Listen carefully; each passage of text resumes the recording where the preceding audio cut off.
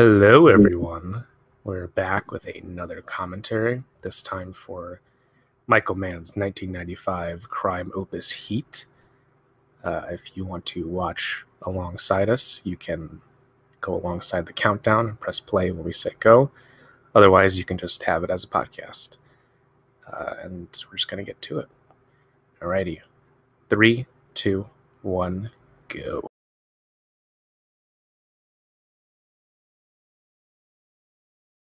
Oh, God. Might be a little bit familiar with this movie.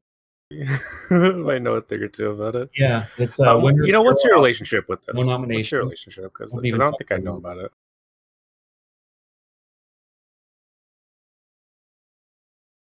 Hello?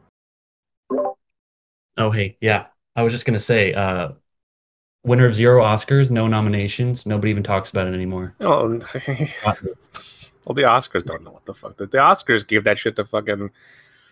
What was that fucking movie? Everything Everywhere. I mean, come on. Oh yeah. The King's Speech. Yeah, the King's. Oh my God, the King's Speech. Fucking yeah. Was that man's name Tom Hooper? Yeah, Son of a the bitch. Les Mis guy. Yeah, fuck that motherfucker.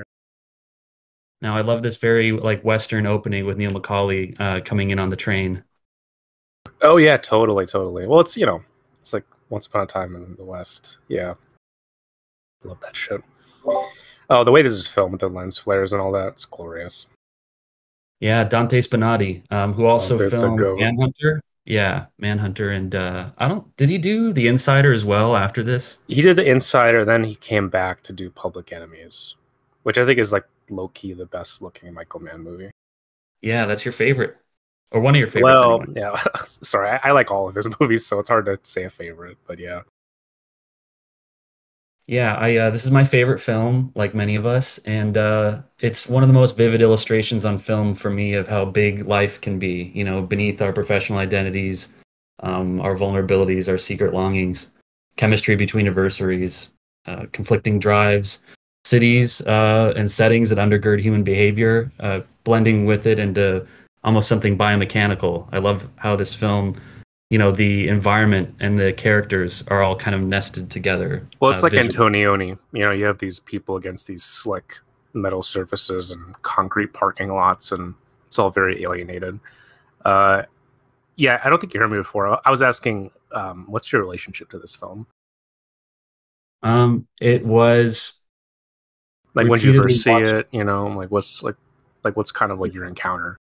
Yeah, well, I'm 38, and so when I was in high school is when I got my hands on, like the dual VHS of this thing, a Los Angeles crime saga, and I think it's just so big, the breadth of story and characters. When I first watched it, I was undeniably absorbed, but I think the second time I watched it, and I really sat with that final image of Hannah clasping Neil's hand and looking out into the lights of LAX, that it just landed on me like a ton of bricks. Like there's just something so far-seeing about this movie and symphonic, and I don't know, it's Yeah, still well, my. it's operatic, right? You have these refrains, you're following these themes that get pushed this way and that.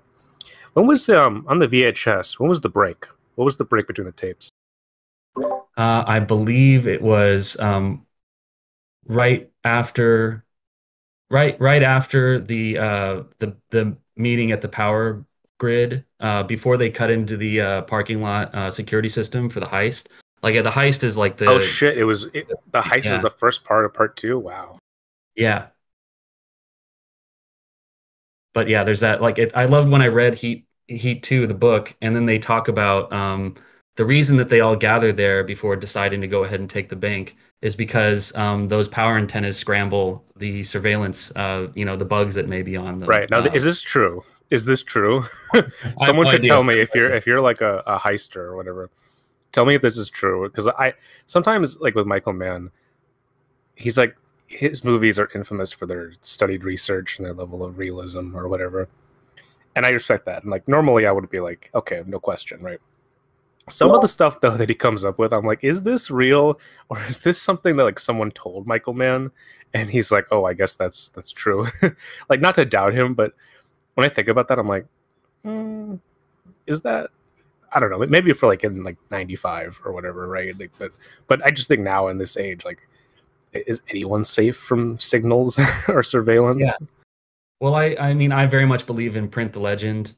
You know, like I know that authenticity is Michael Mann's bag, but like I You're don't like, know. I don't give a shit about the truth. Fucking Yeah, I give me don't the myth. grudge. I mean, I think, if a storyteller is not just looking for the most kind of intense rendition of something, they're not doing their job because, this is dramatic storytelling.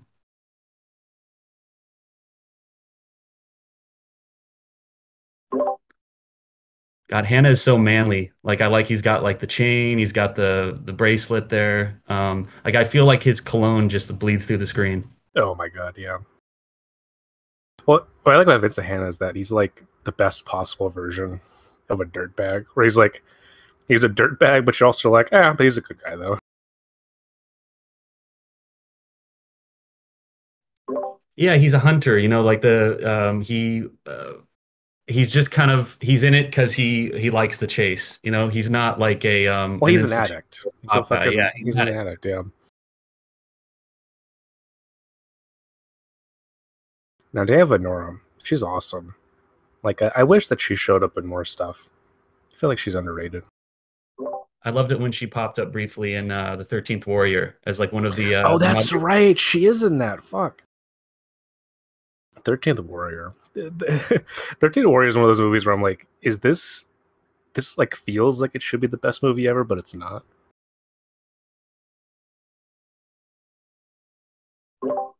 It's one of my favorite Viking movies. I know that there's been a few, and we had a great time watching Valhalla Rising. But yeah, 13th Warrior is kind of like my sweet spot when it comes to Vikings.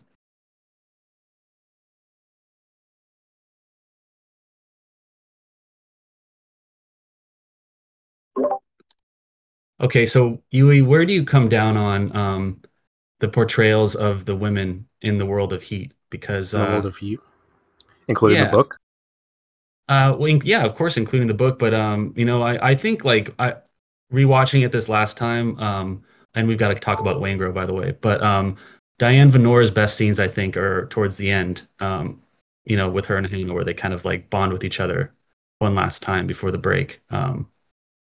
Yeah, She's I mean, the thing with Man is like I think it's fine. Like I think he gets dinged for it more than he probably should. But then again, I'm not necessarily like a dogmatic critic. I'm not trying to like apply this or that rigor to the movie. I just try to take it as a total expression. Like I don't divide like here's the male characters and here's the female characters. I try not to do that at the yeah, very least. But yeah, I mean with Man, I think as his movies go on, he creates more and more space for women. I think that may not necessarily exist in his earlier pictures. But then again, you think about Thief, you know, I don't know, Tuesday Welch, she's got quite a lot to do in that movie. So I don't yeah, I don't really buy into the thing of like I think there's some directors like I mean, think about like Walter Hill. Like Walter Hill, the women in his movies, they're kind of ciphers. They're I wouldn't call them objects, but they're like mannequins to some degree or another. A lot of the time, anyway. But man is interested in like women's subjectivity and how they relate to the worlds that these professional men create and are sustained by, and what they think of them. And Diana Venora, I mean, she very much vocally uh, talks back to Vincent, kind of rejects his worldview and the stuff that he represents. So, I don't think there's a point in this movie where, she's really dismissed or whatever. I think she's an integral part that you couldn't, you got to have her. yeah. I kind of feel for her character because you can definitely get how dating and then marrying Vincent Hanna would be Yeah, exciting at first. being a part of Vincent Hanna's life seems like it fucking sucks. Yeah, I mean it's exciting at first, but then once you're in, you're just like, oh wait, yeah, I'm gonna see him like 10 seconds at the beginning and end of every day, and he's just gonna be pissed off all the time. This Now, heist, incredible, by the way. this shit, I mean, it's just the gold standard. Yeah, and Danny Trejo, this is like right around the time when he was getting to be established and known by name. I think Desperado was right around here, where Robert Rodriguez really like elevated his his presence in Hollywood films. But like yeah, he just plays a guy named Trejo in this, and he'd been a knockaround guy for a while before getting sober and coming to Hollywood. So yeah, I mean, he's just like he's an indispensable member of the crew, even if he doesn't get as full of an arc as Neil or Chris. Well, that's the problem is that this movie's so novelistic that each fragment of it, you're like, oh, this could be an entire movie. You could see like a version of this that's the Trejo movie. Yeah, absolutely.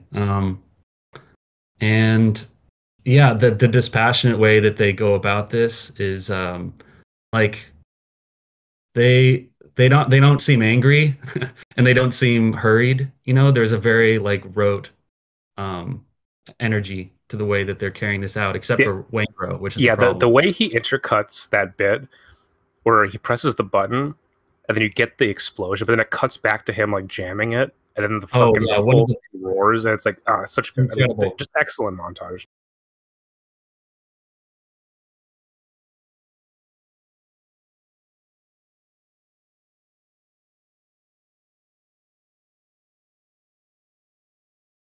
It's something that's interesting about Man is that his movies often alternate between this really unfussy, kind of like imminent, like you're with the characters. There's like an intimacy there. You're behind the shoulders a lot of the time. You have that subjectivity, but then you also have this alternate, like painterly God's eye perspective that he goes Yeah, into. he knows when to close down and he knows when to go big. Right, but like the juxtaposition of that does remind me of guys like Ridley Scott and Leone, where it's like the entire movie almost is like, yeah, it's like these like quasi POV shots, but then you have like these landscapes that just impose themselves. Yeah, I mean, like what was initially fascinating to me about Man is the way that he had done all this like sociological research into the world of heat, and pouring over these transcript and these case files and talking to cops and doing ride-alongs, and so he does all that work, but then he moves past that and he elevates it into this like operatic state. Like it's Well, I grander guess than the weird real thing life. about him, right? He starts in realism, but he always takes it to like some kind of quasi hyperbolic level, which I appreciate. Like he's not bound by his own methodology. Yeah, I mean it's both things at once. It's grandiose and he definitely like finds like the mystic, um, but but it always stays grounded. It's always coming from a place of I mean, this is debate has been debated, but maximum authenticity.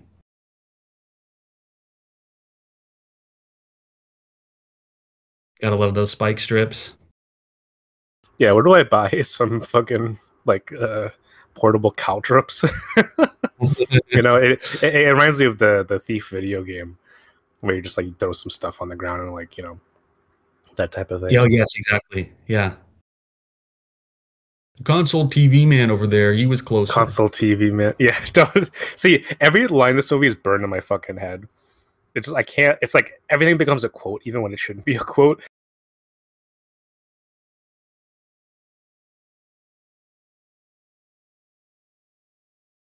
So yeah, Yeah, John Voight there's a crushes it. musicality to this, right? Because you have this like intensity, and then it immediately like flattens out for the next scene, right? A lot of this movie Yeah, is it's a reset. rising, rising, rising, and then you cut to the next bit, and it's flat, and it goes flat again. Yeah, and of course, so here's Nate, who's based on Eddie Bunker, Mr. Blue from Reservoir Dogs. Yeah, I think so. Yeah. Yeah, yeah, and he just looks amazing under all that heavy makeup, just kind of this whispery wraith of a man, and terribly miscalculates with his plan right here to try and Now, sell. he seems like a man who only this guy. I know he's like based on Eddie Bunker, Looks but just this, like him. yeah, but this like this archetype of a guy who just exists to facilitate heists. I'm like, where do I find this dude? Where does he exist? Because I'm like, it seems Well, to me like Encino, I guess. Yeah. yeah, it seems like a quasi fictional like Michael Mann type invention, but it must exist in some level, I'm sure. Right. Yeah. Well, it would make Uh, you would need a this guy like this an movie, like intermediate. De Niro is so fucking handsome in this movie. It's like, I Yeah. mean, but both him and Pacino, like I think this is, you know what, Pacino, I would say, I think his most handsome is like probably Carlito's Way. Really? Yeah. Well, it's yeah. I mean, Yeah, it's either this or I that. dig the beard that he has there. Well, I just this is my favorite De Niro performance because his Well, he's totally pared down. Like there's no mean mugging that he sometimes does. yeah, and of course his like gentleness and sensitivity, like there's the vulnerability as well as like the the obvious De Niro, cold command of any adversarial situation that he's in. But like I just love the way he is with Edie, and there's that like tenderness that he brings to it that I don't know any other tough guy actor could do quite as well. This is like the SEAL Team 6 of LAPD, I guess.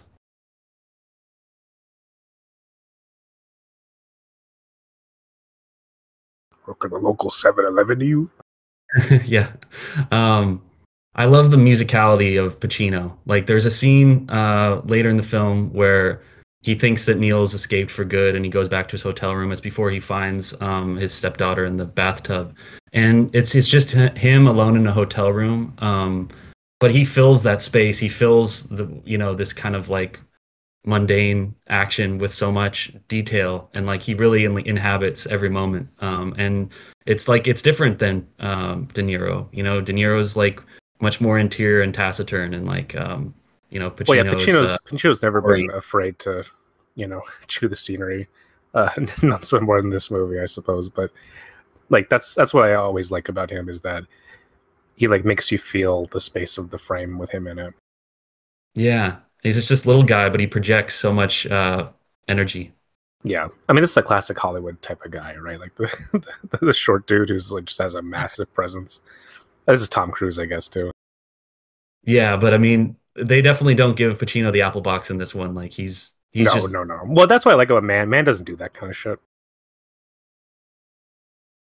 yeah, he transcends height.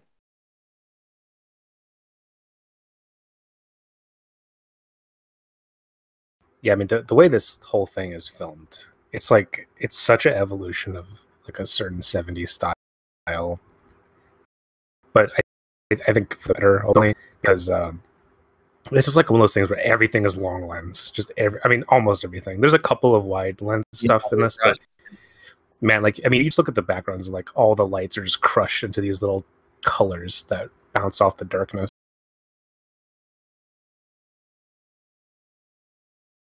this scene gets overshadowed a bit because of how great the next scene is at the at Johnny's coffee shop where they Yeah, do what I I'm at call the point with this movie. I take joy in every scene. I love all this. oh, me too. It's there's only I one want scene the like I mean it's a I perfect want the film. explosive. If we're lucky, it's exotic. Get your hand out of that man's pocket. That's another thing about the book is how well they capture Hannah's voice and like the rhythms of Pacino in this Yeah, role. right. When I read Well, it, man obviously has it in his head, you know.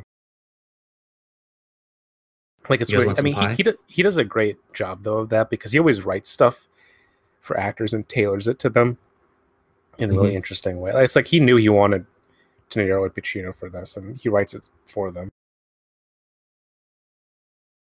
Oh, this Yeah, seems Danny so Trejo. good. The stuff with Yeah, Sizemore, I love this shit. Where he like, this is like, you have a guy who's just like, whose whole job is just, it's like the wingman, but he's he's like the wingman for just like this heist crew of like the way he covers that, where he's like, all right, like in case you want to leave, I'm gonna stand in front of here, but he's like, nope, I'm just eating my pie. He's like, oh, you really are stupid, aren't you?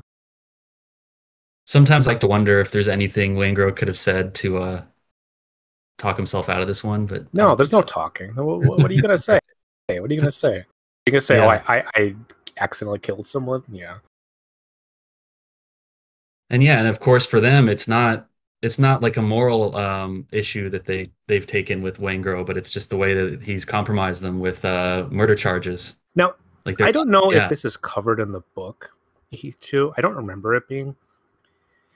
But I like how this movie starts off, and you don't really know why they've taken on Waingro.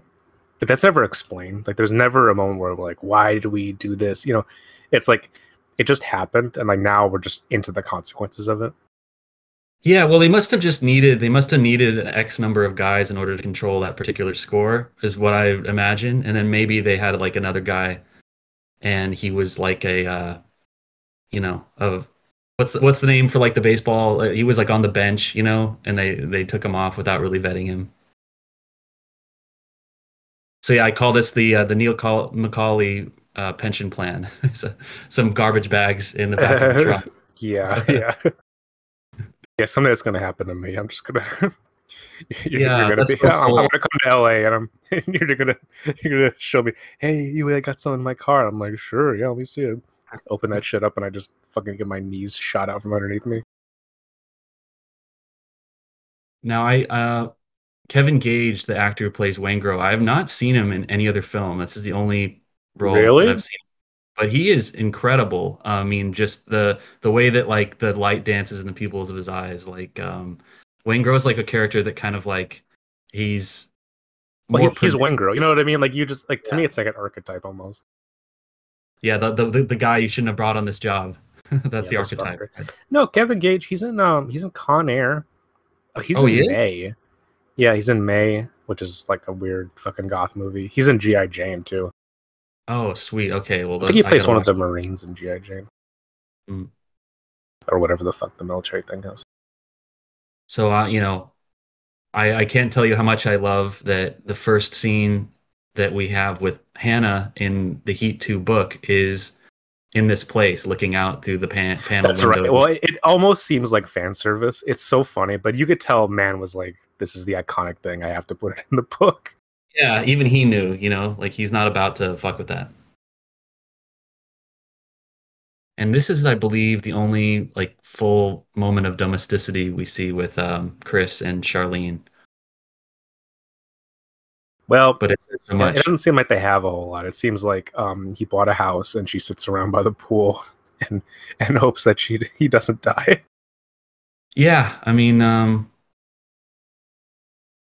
God, I just can't. I mean, like gambling addiction, like the way that he could just blow. I mean, they make like millions of dollars on these heists, and it's gone in a weekend. Well, this is the I thing, mean, man.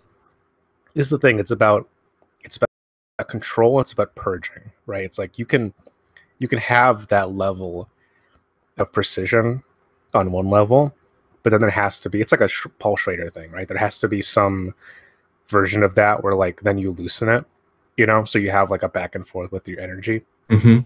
And I think Chris has that where it's like, oh, I can when I'm on the job, I'm aces, but like when it comes to just anything else, like I'm out of control essentially. And I think man's very compelled by that dichotomy where you have someone who can, like switch a mode on and off. It's almost like I don't know, it's like being bipolar, I guess. Yeah, well, I mean, when David Milch and Michael Mann worked together, I was very excited because they both have this fascination with characters who spin against the direction they're driving. The idea of that doubleness, right? Where like you can be highly functional, and like exceptional in one area, and then you'll just be a total dumpster fire at the same time, and those two imperatives are cutting against each other.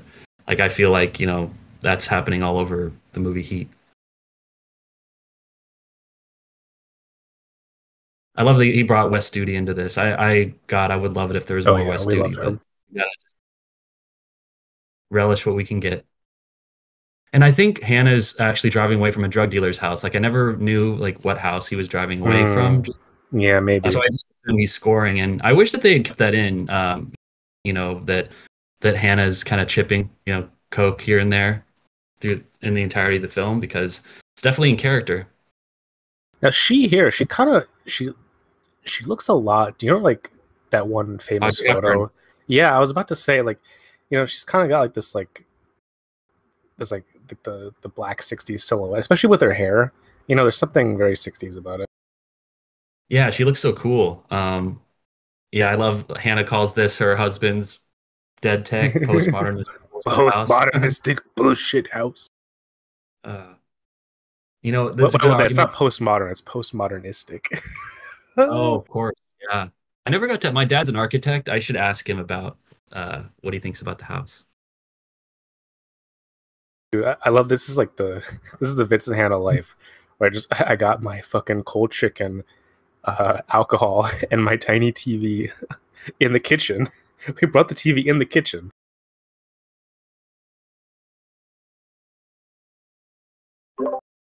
I love later when Justine says, "Put the television set down,"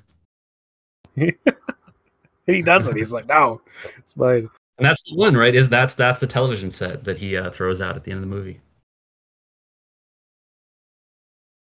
Now, I relate to Edie a lot in this movie because I too would work at a bookshop and fall for a mysterious, highly lethal person who I barely know. Yeah. Yeah, I really understood why she was willing to run away with this guy she just met a month ago. Because, yeah, It's he cool. It's checks all the cool. boxes. Yeah, I think people. It's like when they watch a movie, they're like, "I would never do that," and I'm like, "Motherfucker, I absolutely would." You kidding Yeah. me? Like, if you know, if it was just like if you happen upon something and like you're taken with it, it happens.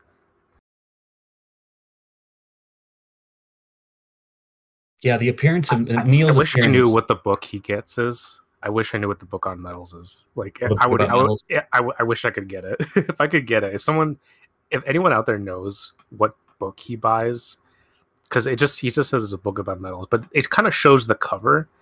So I don't know. Maybe you could like kind of do like you could probably like extrapolate that image and find like what book specifically he bought.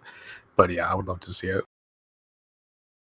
I assume it has something to do with the safes that he's about to crack into. Well, no, when they it do that definitely burst. does. I just don't know what book specifically it is. I always like that in movies. Like Man rarely does that. Actually, he never. I don't know. Sometimes he'll show like the details of objects, but normally he doesn't. That's more of like an old Hollywood thing where you have these like Oh, the insert indelible shots. close-ups. Yeah, inserts.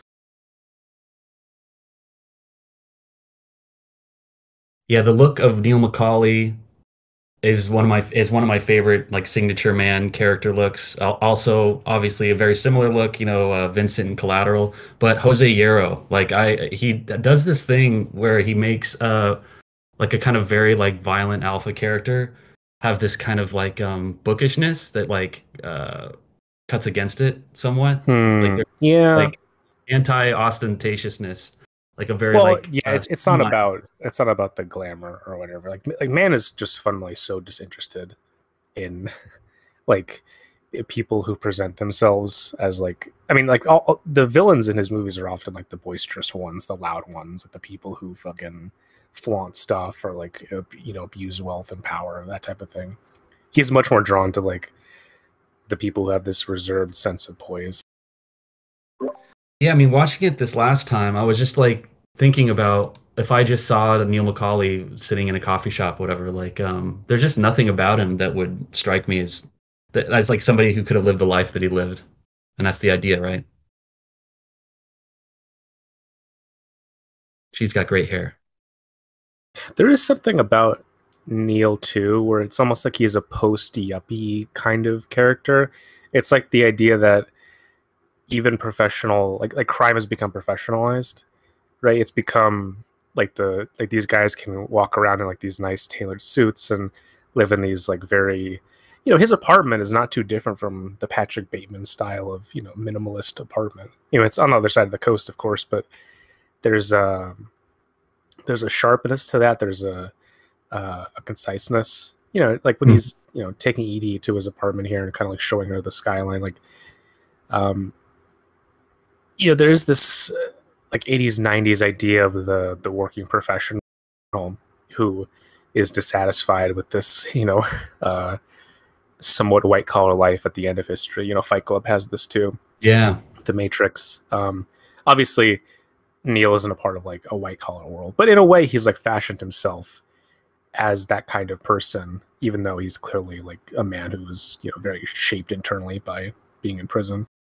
Yeah, I mean, like, did you like the part in Heat 2 where he just says like, "Oh, I am a capitalist." Like he's having this conversation with Oh Elena, yeah, and they're like totally, yeah. in the desert, and like yeah, he came from poverty, and he was like state raised, and he's just like he's after his bag, and that's like everybody that he's bringing along in his crew, like they're just like they want to get paid because early on, for one reason or another, they were like incarcerated, and they had to thrive in one economy, so they But it's didn't. interesting because it's directly a result of that carceral system. The idea of crime as this like ethnic quote unquote associated activity, like in The Godfather, right, where it's it's the Italian mafia, it's the Jewish mafia, it's the whatever, that type of thing. Like Mhm. that doesn't really exist in the Michael Mann conception of like what modern crime is. Like he starts with Thief, where you have someone who's an independent person, an outsider, who runs into the type of more old school mob, right? And then after that, it gets more and more separated until you have stuff like Black Hat, where it's entirely disconnected from nationality, from race, from fucking country, right? It's just like crime is this, uh, this international fucking nebulous digital world. Uh, and like you can really see that journey of how things become more and more abstract. Yeah, I we're gonna talk about it later, I'm sure, but there's this sequence where Hannah's helicopter moves through some buildings, and you just get the kind of glittering cityscape of LA, and we're right on the cusp of man kind of right before he enters his digital period, and he gets to kind of have more and more and more expansive and Yeah, abstract. yeah. This is like Uh, the upper edges of the analog in his cinema. I mean, I would argue it's the apex. But yeah, the last scene that we just rolled through, with about the iridescent algae, uh, This and analogy, like to yeah, hear De it's Niro say so these beautiful, words is very these Michael lyrical. Mannisms. Oh yeah, love it. Now the way, okay, something that's always I've been obsessed with about this movie, the way that he folds that origami napkin around the Yeah. glass of water. I still got to learn how to do that because I do regular origami all the time. I need to learn how to do that with napkins. I can fold it around the glass.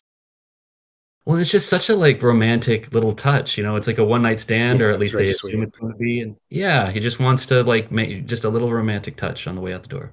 This place is so strange. Like I guess this is like a place where they do cockfights or whatever. I think it's didn't they say it was like a real cockfighting arena? Like obviously it wasn't a real chop shop, but Well, like yeah, yeah, it seems like just a place that Michael Mann stumbled on. He was like, "Let's shoot here." all on location. From what I Yeah, it's like understand, is that cockfight, dogfight, that type of shit. yeah, These camera moves are so slick. This is like almost quasi Spielbergy stuff. yeah, just God mode. Albert. Excuse me. This has one of my favorite dialogue exchanges in the movie. It's empathy was yesterday. Today you wasted my motherfucking time. Let's violate his ass right now.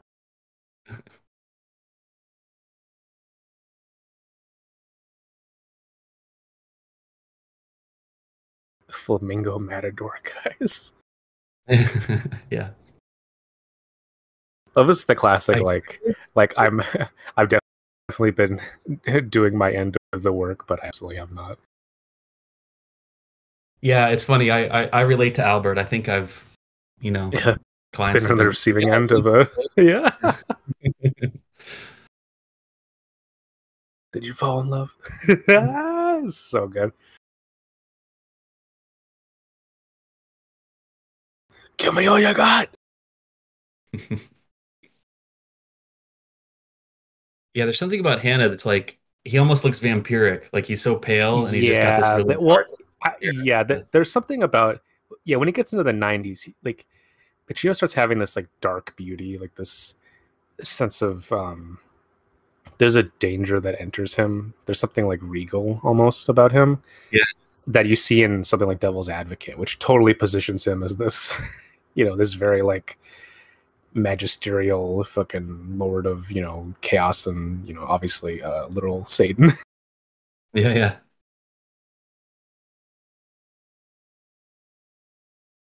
Like Nolan has some of this sensibility where he's such a like he's got such a technical brain and almost kind of like dispassionate and cold-blooded, but then they will collaborate with these actors that can bring like an irreverence and a humor and a kind of like lightness to it. And like Yeah, I bring up I things like feel like the Heath way Ledger. like the reason why this movie in particular I think is the one Michael Mann movie that is like really obsessed over is because of Pacino. Because Pacino brings the rest of Michael Mann's movies. You don't often have that lightness or that levity that Pacino brings with his performance.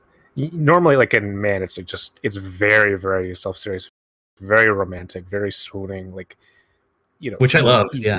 he I love that shit too. But like Pacino adds, it's like he's like a weird a spike in this cocktail of a movie, and Yeah, and so people need he that, I think, broadly. Yeah. well, I think they appreciate that because it provides an interesting contrast towards everything else that Michael Mann does, where you have almost this, this chaotic influx of energy. Now I love how annoyed with Kelso Macaulay is. Great. Well, he's looking at him. He's just like, what the fuck are you talking about, man? Like he's like saying like, where'd you get this information? He's like, it's just fucking floating out on the internet, man. And like you almost see like the the fucking like it's like a cutaway to the inside of Neil Macaulay's head, and like there's like a it's like that SpongeBob thing of the milk spilling on the table, him trying to figure out what the internet is. Yeah. And I want nothing more than for Colin Farrell to play Kelso in Heat 2. Oh That would be the yeah, perfect that'd be way. great. Yeah. That'd be great. Just have him fucking. Yeah, Unabomber calling, You're just asking him to play Sonny Crockett again. Yeah, because that's what everybody would expect, right? But so yeah, what a mistake, right? That Nate has to try and pitch this idea to Van Zant. This motherfucker. William Fichtner, there's just something about his like bone structure and just the pointiness of his face where like you just Yeah. know everything you need about this guy Well, I when mean, you take he's one look. very much like a yuppie character in this. He's, he looks like fucking Gordon Gekko. And he's in over his head, but he doesn't know it yet. Totally. Gotta love what's it, Henry Rollins as his number two. Yeah. You know what? Henry Rollins in this movie, he looks like fucking Henry Cavill in Argyle. Yeah, he does. You're really gonna deal with these guys? It's so good. Mhm.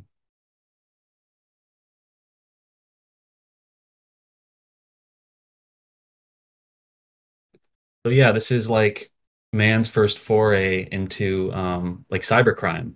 You know, like that's like who Yeah, Kelso is yeah, in, yeah. like the Silk Road type. And then there's the 405, I assume, in the background. Forgive me if it's not the 405.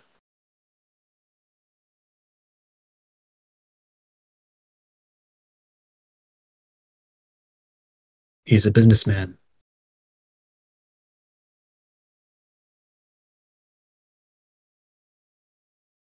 So you never really get a good view of the exterior of Neil's house, which I think is interesting. Like he just kind of like he rolls in and out covertly, but it's on, yeah, it's Marina Del Rey. It's on the coast. Yeah, there's no exterior. Yeah, good point. Yeah, I don't know what's about that. I guess you don't really need it. This is That's a just big thing where like I've noticed a lot of the times. Like you think, at least when I'm writing scripts, you think you need an exterior. Oftentimes you don't. You don't. Like it's unless you're like a hardcore old school formalist and you need that rhythm. Really, you could often just cut to the inside of someplace. And Mhm. if there's a window, right, you already have access to the exterior via that, right? So him having the big fucking seaside window, you already understand his house in relation to the world. So you don't need to like show him driving in the fucking the parking lot and then getting out and like you don't need it. Now, if you look at this place, it looks like he just bought it. Like all there is in his cabinets is like glasses, and he's got coffee. He's got stuff like coffee. There's no food. There's barely any furniture. It's it's just Yeah, like it's a way station. It's not a right. home. It's but it's It's it reminds me so much of like it's almost like an art exhibit or something, right? Like it's so minimalist. This is just such beautiful shorthand between them. In the book, Chris keeps calling Neil his brother from another mother. which I think is great. Uh-huh. But my single favorite line of dialogue in this whole movie is probably when Chris takes that pause and he says, "For me, the sun rises and sets with her." It's so good. It's so good. Yeah, you're just not expecting it. There's just this kind of like poetic sincerity coming out of these hard case guys. Well, but the thing is, all of Michael Mann's characters are very sincere. There's no insincere characters, really. Yeah, because they're not fucking around. They're not wasting any time with irony. Yeah, yeah. I mean, I think that's why he's so popular now among a certain kind of like cinephilia. Is that like in an age now where like everything has to be accounting for the audience's expectations, and oh, you thought this, and here's that, and we're being ironic, and don't you get it? Man never has any of that. He's just so fundamentally disinterested in any of that. He totally exists inside of his world and his preoccupations. And he honestly doesn't really give a shit if you keep up with it or not. He's like, all right, fuck you. Here's the movie. I mean, it's Hmm. interesting because his movies are so dense. I remember when I first watched this, it was a lot to take in, to be honest. Like, there's a lot of stuff going It on. There's a is. lot of moving pieces. And sometimes you can't even fucking hear the dialogue half the time. It's hard because people kind of mumble. And so I think it's like this interesting thing with Mann where when you get onto the rewatches of his work, you really begin to appreciate all the effort that he's put in. But it's hard to account for that when you're just like sitting back to watch, this for the first time on a fucking Saturday night. Now this shot of the restaurant, this looks like Antonioni, 100%. This looks like Hmm. fucking Lenote, like just glorious stuff. I don't know, like the way he frames this is awesome with the shadow. Well, I mean, Man approaches this like it's the last film he'll ever do. He just tries to put everything in his heart into it, and like that includes, and maybe especially these vignettes or this storyline with Breeden, who very deliberately, you don't know how he fits into the larger canvas. He's just like this guy who's in his own little like Yeah, you don't know at first where's this going. yeah, but then it lands like a ton of bricks when it finally does connect. And by the way, this guy, this restaurant This manager, fucker. is the most evil character in the movie that's not Wayne Grudge. Yeah, I know. I hate this guy. Dude, yeah, but I mean, Dennis Haysbert, the way he plays it is so good. He really like you immediately empathize with him and like what he's going through. Just when like again within like two setups, basically, you're on this guy's side, and like he's so compelling. Even though we don't get to know him that much, you really feel for the guy. And what I like about these like vignettes, like you call them, it really makes the movie have this Dickensian novelistic Mhm. scope where you're dropping in and out of these various stories and they all cohere to whatever degree, then they disconnect and they connect back again. And it's a nice light form of suspense where it's not like super Hitchcockian. Really, you're not held in like oh my god, oh here we go, like there's not like a set piece quality to it. It more or less is just you're following the emotional through lines of the characters, and man never he never steers away from it. There's never a point of we are disconnected from how things are flowing in which direction, so you're constantly juggling these different perspectives, and so the movie achieves this multipolar like panorama of LA. It's like a true widescreen movie where Yeah. you're stretched across the consciousness of this microcosm in this city, and the forces that these characters are bumping up against. Yeah, I mean, I feel like the whole world's kind of contained in this movie, or that's the way I felt, when I first got It is. obsessed with There that. is an encyclopedic thing to it. There really is. I think that's why people like it. Is that, um, and there's a certain class of movie that does feel like that. It's not super common, but you do have them where you're like you could kind of refract this movie as a microcosm of the rest of existence. Hmm. He's really scary in this scene, by the way. Like the way he He comes in is. Oh there. no, no, no. In this scene, he talks like my father, like 100%. Like he just turns on like Oh, I'm sorry. paternalistic, like misogynistic mode. It's amazing. It's I funny. mean, My dad could be what's like that as what's well. interesting about this is that he really like it's like he's doing like a parasocial thing. It's very strange because he's telling the wife of his friend.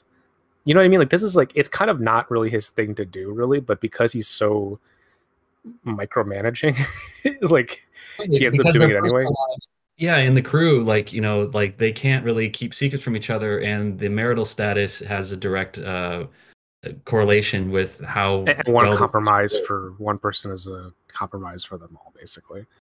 Yeah, yeah. So he's got to be the all-seeing eye, even when it comes to kind of like you know, husbands and wives stepping out on each other. Right. Sorry, I interrupted you earlier. What were we saying? Oh no, I forget, but I love, speaking of vignettes, just this Hannah with the cigar clenched in his teeth, prowling through Koreatown. Yeah, yeah. Cool. Um, and he looks especially just haggard, and I mean, that's another thing in the book I thought they captured so well is just that kind of go go go quality to Hannah, where he's just always like stepping in and out of, a car going 120 miles per hour. Right, he's just zooming around the city. Yeah, that look on his face. I mean, where it's just like, if he hasn't done a line yet, he could probably use one.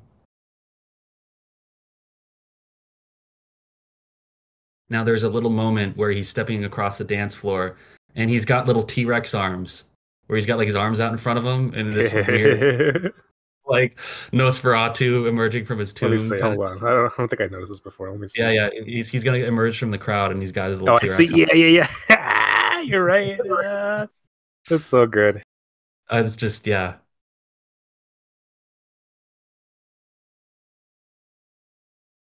See, And I love this shit too, where he's like, he's trying to like, before we get into what you want, here's this thing I need you to take care of. Like, that's never a great way to advance the conversation. You wanna bring that stuff up after, you know? Yeah, I mean, like, I wouldn't know the first thing about. I just don't tend to think of cops like that as people you negotiate with. No, no. I mean, just in general, as like a social rule, like Pat, Yeah. if like if you're coming to me and you need something, I'm gonna give you, I'm gonna help you out, and then maybe I'll bring up the thing I need later. Like it's because like to come at you and be like, oh, by the way, I need this, this, this, and that. It's like, okay, maybe settle down. Like there's something gauche about it. Right, exactly. Yeah, don't just jump it down his throat right at the beginning. Get You're killed gonna get walking kid doggy. walking doggy. Oh, you know what's funny? I love in Public Enemies when they reference the Junior G-Men, because I always think of this scene in Heat where Hannah's like, "What do you want for that? A Junior G-Man Oh badge?" shit, you're right. Connections. Whoa. But, I mean, they all are kind of connected. I mean, because his Well, preoccupation keep it totally is, but obviously like this is like an autoristic thing where man, he writes his movies, right? So he's he's got certain, he likes phrases. Like, like the whole like the phrase gladiator academy, right? Like I've never heard Yeah. anyone say this in my life, but I mean, my father works at a fucking jail and I never heard him say gladiator academy.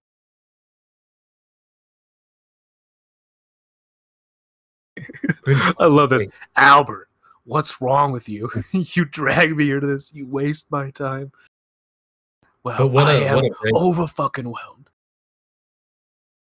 like I just, when they cut to Chirito's rap sheet, and it's just like, and Tom Sizemore's probably like, out of all the members of Neil's crew, except for maybe Trejo, he's just the hardest looking one. Like, I mean, that's what Tom Well, Sizemore was so great about. Yeah, Sizemore in this movie, he looks like a guy who could kill you. Like Kevin Yeah. Gage, I could be like, well, maybe I could reason with this guy. Tom Sizemore, I'm like, if I get on that guy's bad side, he'll probably run me over. Yeah, I mean, I recently watched Bringing Out the Dead, where he plays one of the like Oh paramedics. yeah, he's so good in that. His eyes are like Terrifying. bloodshot. He's fucking a maniac in that movie. Yeah, just playing himself in that movie. Michael Chirito.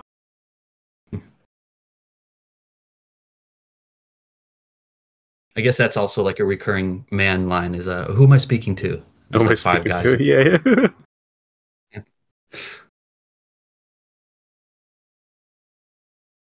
Oh yeah, I like when Tone Lock is like got a big ass peacock here. His arm. Now when we have these scenes of like I'm sorry, like I've seen this many times. A lot of like the techno babble of like XY, like the just the minutia of fucking cop investigation.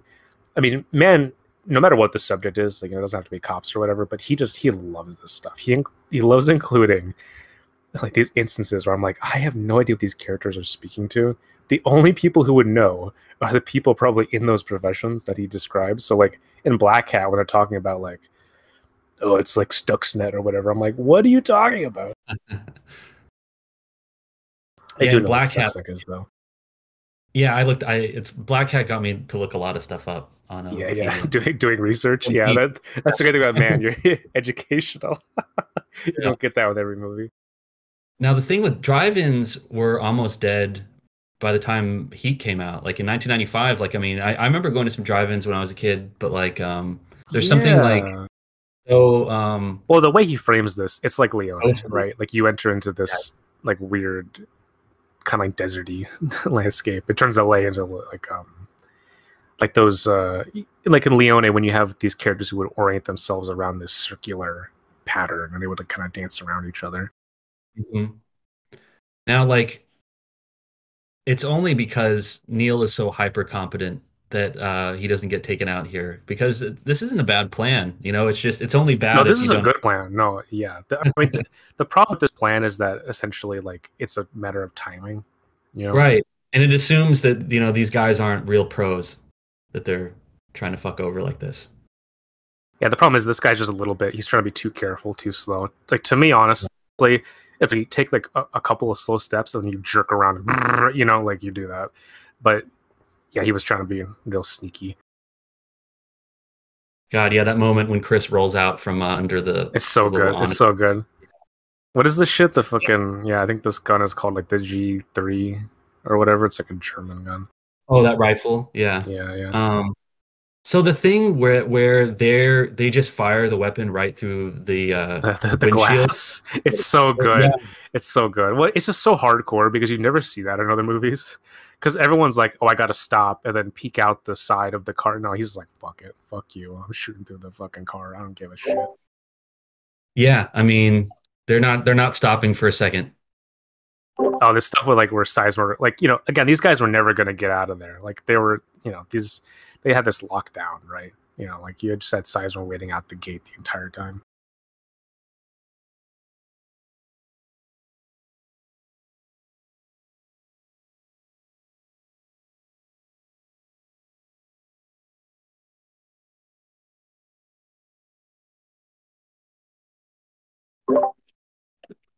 Tell you what, forget the money.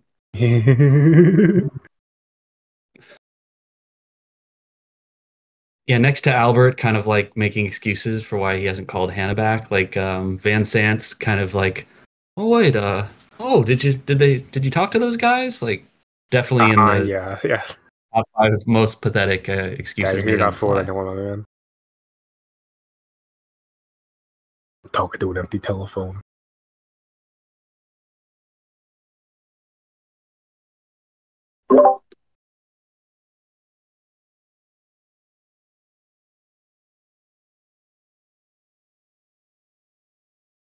This bit where he puts it down and he just looks up. Yeah, one He's of my just, favorite. and you realize like you can see just like the realization setting in. Where he's like, "Oh shit." Now, okay, this scene with the restaurant with all the wives of Neil's Yeah, crew, yeah. the way that it's fragmented, so that we don't really, it's not like a traditional dramatic Well, it's not scene like with let's these. sit down, let's all talk about our characteristics or whatever. Like you get the feeling of it It's and the elliptical. collectivity of it. Yeah, it's elliptical. But I always loved that about it is because, and it's kind of like the But point of what I view like that, is you're always cutting to everyone else is in a group, everyone else is yeah, together, but Neil's always by himself. He's always being framed by the heads of other people who are in their groups. yeah, Yeah, and like, you end up feeling like, oh, this guy is like kind of he's in a way, even though he's organized this whole thing, he's like the third wheel of the group. yeah, a major point of difference between him and Hannah is that Neil has some vision of what he would like to do after, and there's definitely like a game plan. Like I think that's part of like kind of what's pathetic about Hannah is that like he's just so locked into the chase that like everything is dying on the vine around him, and he's just kind of he's just got that as John Dillinger has later in Man's filmography. He's it's an eternal present. He's got no future.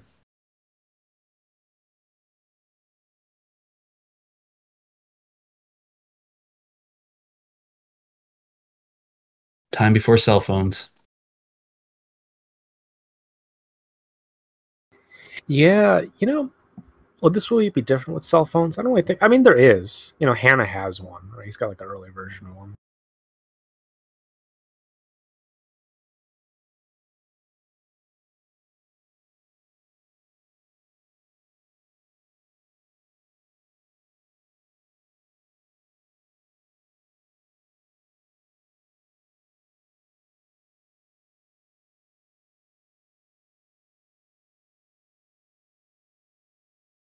That's the other thing that like as time goes on, we tend to forget, but like this movie was all marketed around De Niro and Pacino together, just as like screen icons. Oh yeah, And I think totally.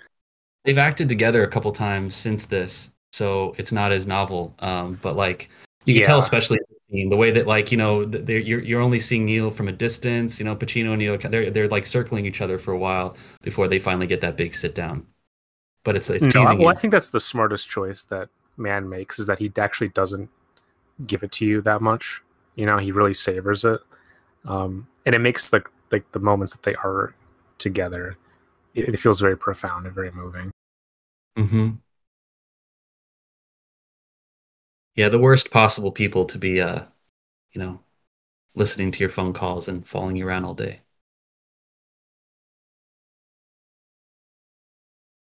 This fucking seal the Wayne wrote this son of a bitch. I hate this Yeah. shit. I mean, just they hard cut to him and he's just got the swastika on his chest, just like in all his glory, just chilling on the bed here. Yeah, it's in every single Michael Mann movie. There's a Wayne type character. He like there's an embodiment of evil in his movies that I Yeah. don't think it was really because I think people get obsessed like talking about uh his protagonists in a lot of ways or the female characters or whatever. There's always this like deep malignance in his movies that intrudes on like the supposedly amoral kind of just strictly stoic lives of the characters.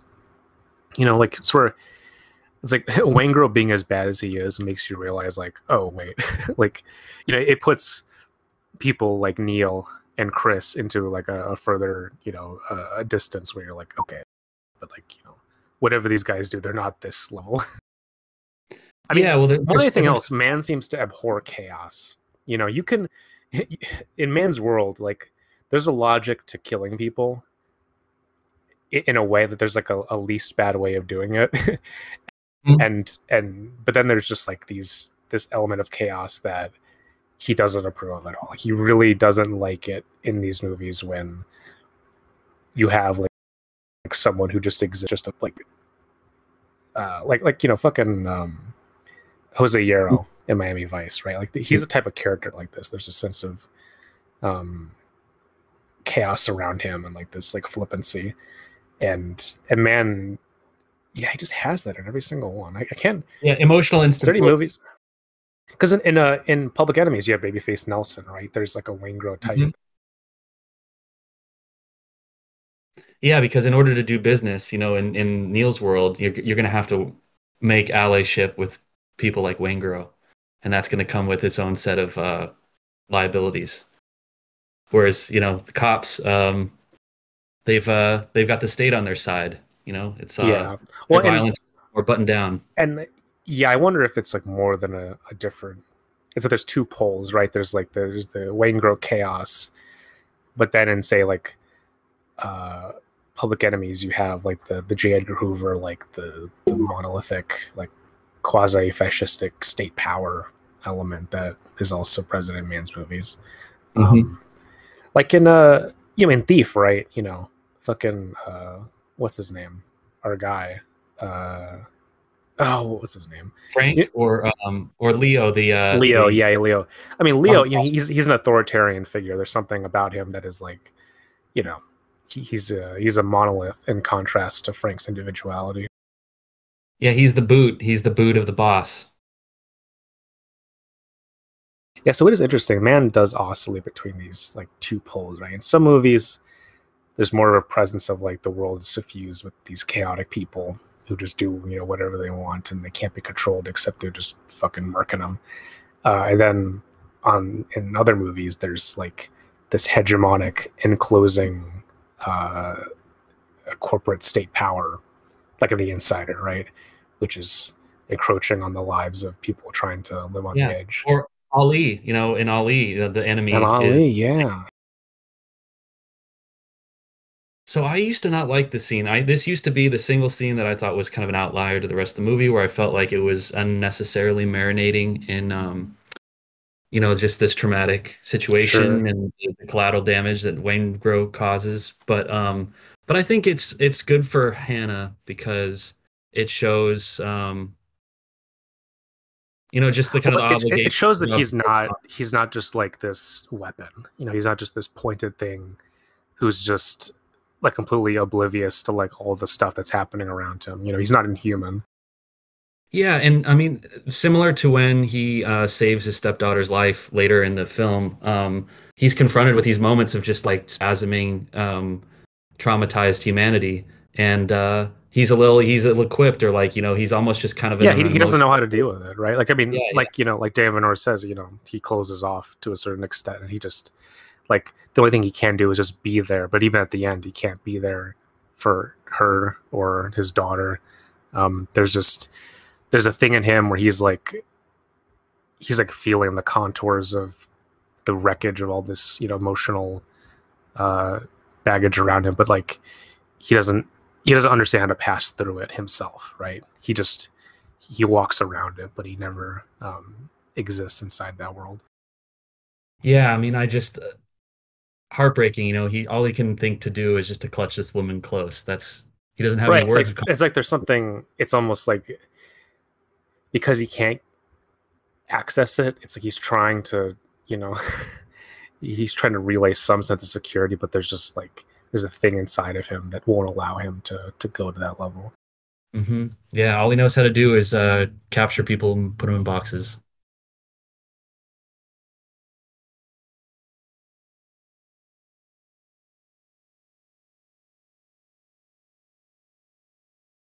What a set, by the way, or like what a location. That's just they're Right. just Yeah. floating in ink. I know. Yeah. It's very Caravaggio. Yeah. That party, by the way, like where all the cops are hanging out and getting drunk, like does not look very fun. That is not a I good. told you when we hooked up, baby, you were gonna have to share me with all the bad people. I still 100% believe that this anecdote Hannah has about the baby in the microwave, like Oh, Nick I mean, well, Priest okay, that totally ripped shit. it off for True Detective. Yeah, That's it's like the reason that Marty Hart leaves the force. Like he just yeah, poured it over something from the movie Heat, which is I could relate it to. happens. It happens. Yeah.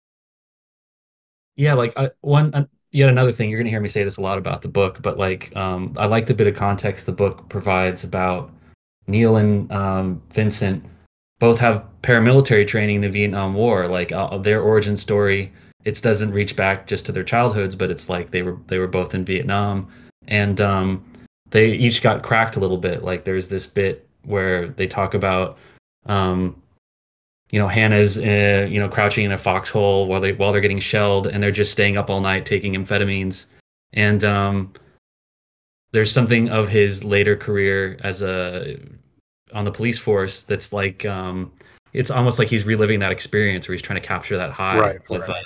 being in that fight or flight type of deal.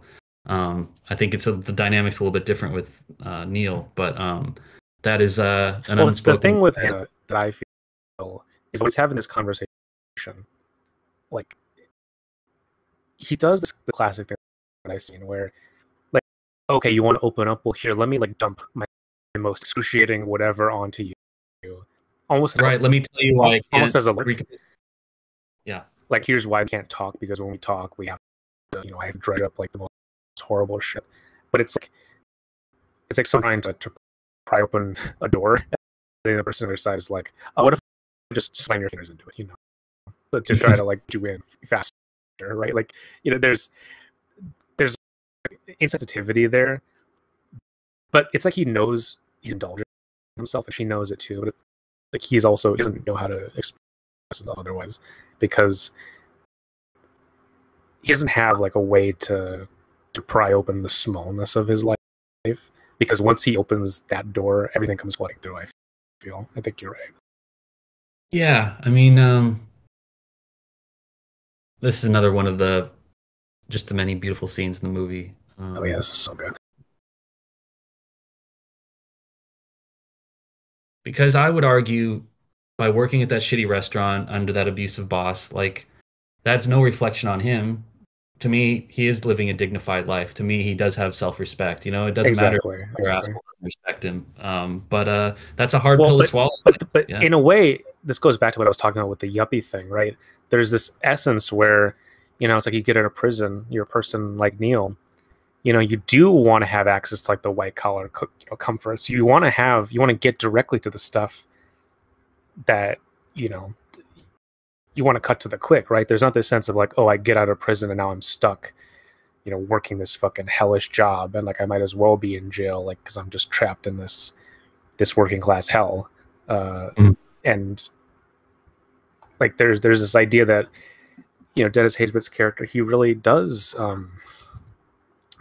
he represents like a version of Neil and what all those guys are, right? These guys who like make these choices, and it's like, do you want to go down this one path which is fraught with danger, or do you want to do this other thing which is more consistent but might be soul deadening? And uh, it's a very romanticist idea that I think man is going for, where it's about almost like transgressing your class, right? Transgressing your like what society has planned for you, but then necessarily like dealing with the consequences of that. Yeah, I mean, man's characters are just allergic to the idea of like complacency. Yeah, You know, being stuck, right? They're very mobile. They're always wanting to go somewhere else. It's I was always, gonna, I need to go to this island paradise. I need to go to, yeah, Fiji with the Iridescent algae. I need to go to, like at Public Enemies, where he's just talking about like, this will be the one last job and then we'll leave. And, but then it's like you do that, like you're never going to get to the other side. Like in Michael Mann's movies, the characters never arrive anywhere. They're always in transit.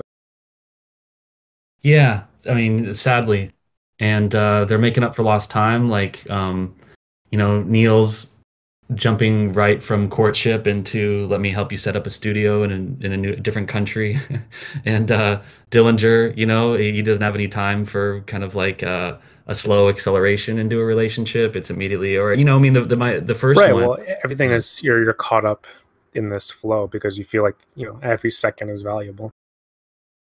Yeah, because I mean, they had so much of their lives taken away from them.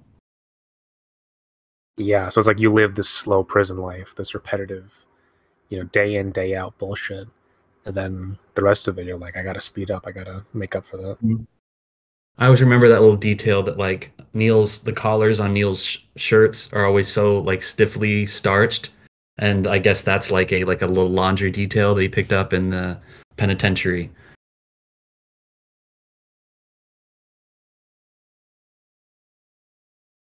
Or Bosco. Oh, this shot right here, where it's moving in, like Mm. down on the stage. This is great. This is great. Like, you have like the softness of the fucking, yeah, this helicopter shot. Oh, it's just so good. Right, and this is why like I referred to it as symphonic earlier. Is that like the way that the strings on the soundtrack thrum? Like there's this is almost like I don't know, like the last ballet I saw was like the Nutcracker, and I'm just like remembering Dance of the Sugarplum Fairies and kind of how they've got the soft musical sequences building to this bombast, and like I just love. There's just something No, no, certainly, poetic certainly. about this. Well, man, Yeah. always, he's a person who heavily incorporates music into most of his films. Um, and he does have scenes of what is it in Ferrari? There actually is opera, isn't there? Yeah, I love that. I just rewatched that recently, and it's really good. Like it was never destined to be like A at the fave, forefront of but everybody's it's mind. it's got some great stuff in it. Yeah, I mean it's if it wasn't him who'd made it, I think, people would take Well, notice a lot more. yeah, no, definitely. Well, it would just be another. I mean, well, the thing is, they did make it without him, and it was fucking that goddamn James Mangold movie, where it was just about the Oh, I never saw that. races. Yeah, I feel like you would like that movie, but it's not for me. It's definitely like dadcore. Oh, you think I'm a dad core candidate? Well, generally, I think so. Well, you like Kevin Costner a lot, by the way, so like Oh yeah. there's something about that. Oh, I fucking watched Open Range. That shit ruled. Yeah, you So love good, that movie. Yeah, so good. I have not I seen was shocked. I said, "Wow, I didn't think he had it in him." But this is, it just felt like such a classy film. just very quickly because you brought up Costner. I just watched an interview with him where he talked about aggressively pursuing both directing and starring in Schindler's List, which I didn't Oh, know about. for real? Yeah, What? and What? he actually flew on his own dime across the country to read for Steven Spielberg in his kitchen for the part because he wanted it so badly and he didn't get it, Oh obviously. no. But that's in a nutshell is why I like him so much is because he's like, and he says in the interview, this is Howard Stern, that like, no matter what people think of you, no matter how it may look, you want something, you lay it all down, and Right, then right. Well, no, something I do like about Costner, he very much is a tryhard, which I think basically no one is nowadays outside of Tom Cruise. Like no one actually tries hard. It's just, everyone wants to appear effortless and they just want everything to roll off their back. But Costner, what he's doing right now, whether successful or inglorious, you can't fault them for just fucking trying in the first place. yeah, absolutely. No, I love the shot like when on the camera where he just fades into the background. You can't see him at all. And then, yep, then he shows up on the other monitor. The shit rules. So good. Predator vision. Yeah. Yeah, it's interesting. I never really seen they have like the night vision, but it's blue. I haven't seen that in any other movie. And it's so incredible the way that like it's as simple as he hears a sound that in the yard that shouldn't be there. He doesn't know what the sound is, but like just one little detail out of place and he's like, "No, I'm going to leave six figures on the table, on the field. We're getting out of here." But I love this shit where like you cut between him, Hannah, and then him on the fucking monitor. Just amazing fucking use of these almost like these Jonathan Demme, just staring straight at the camera, these close-ups. Oh yeah, that is a Demi composition. Yeah, I'm actually a fan of that stuff. I do like it. I don't like it when it's always meant to be like I'm talking to the audience type thing, but I do like it when there's like a sense of you're just doing non-standard ways of staging conversations. I think that's sometimes productive. Like we all, over the shoulder stuff is always reliable, but sometimes you want to spice it up. Yeah, I mean, well, yeah, Silence of the Lambs one of my favorite movies, if not my favorite, next to this one, just because that manner of photographing the characters, it makes you. I mean, we are Clarice Starling, like we are seeing, Exactly. Well, it implicates you. It puts, it makes the audience have skin in the game. right? And like But here, when you have this essentially this first encounter between them, where it's mediated through the screen, right? It really highlights the importance of that. one of the man shots, the signatures that he returns to a lot, is this kind of three quarters, like over the shoulder close up, like basically looking at a guy behind the ear. I don't know if Right. he does it in this one, but yeah, he does it with Wygand and Oh no, Siren. he does it all the time. But that is, I mean, I love it. It kind of feels almost like you're inside the character's brain. Yes. Weird. So this is like the classic Michael Mann shot of just being over someone's fucking shoulder, following them. There's the what is it? There's a version of this in Miami Vice when you have fucking like Tubbs is running, like the camera is just fucking like running after him, just Yeah. and like he's like firing the shotgun and stuff. Yeah, there's like in the ending of the film. Yeah, man loves that kind of thing. I love it too. It's really visceral. Oh, there's that famous shot in Black Hat. I say famous shot, famous for me, but the shot in Black Hat where like they're running through the aisle, the Oh yeah, The yeah. I mean, he was trying out some new tricks in that one. I mean, that's, one of many reasons I'm so excited to see Heat 2 is that I feel like his visual vocabulary has expanded so much since oh the yeah, definitely. original. But like just imagining all these set pieces, done with the kind of digital textures. Right. Well, he's much more. His filmmaking is more mobile now. Yeah. It's interesting though. Like Ferrari was very old school. It felt like the most like traditional movie he's ever made. Hmm. Interestingly, like it did have all like the fun digital stuff, but it felt like just very classy, very very restrained by his standards. My favorite little bit is he says, is like, "What with the heat I got, you want to play World War II on the streets with Van Zandt?" Van Zandt, yeah. It's like I got more motivation to whack him than anybody. Yeah, we got to bring back whacking. You know, Yeah.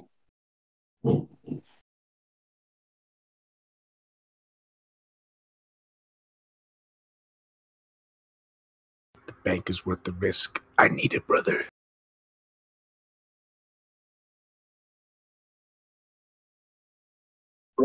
If you hear any barking dogs on the soundtrack, it's just because they're so stoked about how the action is the juice.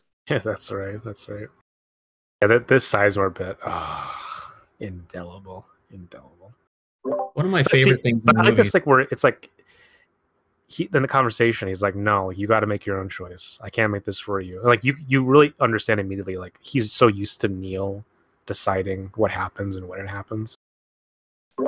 Yeah, I mean, one of my favorite like moments in any movie is when a character has to take a long pause to make a decision that will reverberate through the rest of the story. And it's like this Mm-hmm. moment of silence where you just draw in and you're just like, okay, I can tell. Like this is a pivot point. Nothing's going to be the same after this.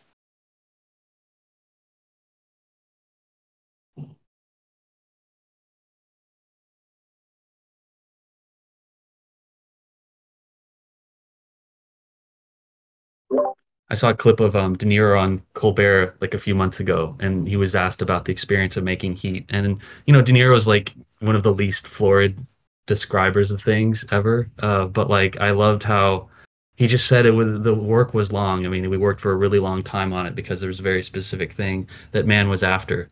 But like, he's the type. It's like if he's signing on, just point me in the direction I need to go. And yeah, I mean, this was very carefully sculpted.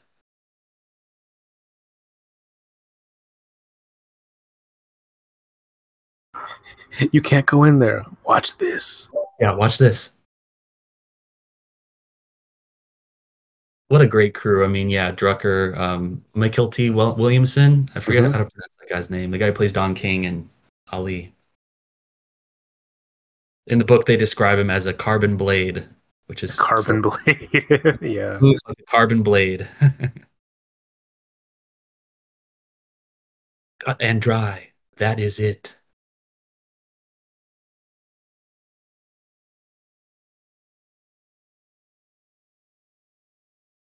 No, the way he's pulling his tie is just so funny.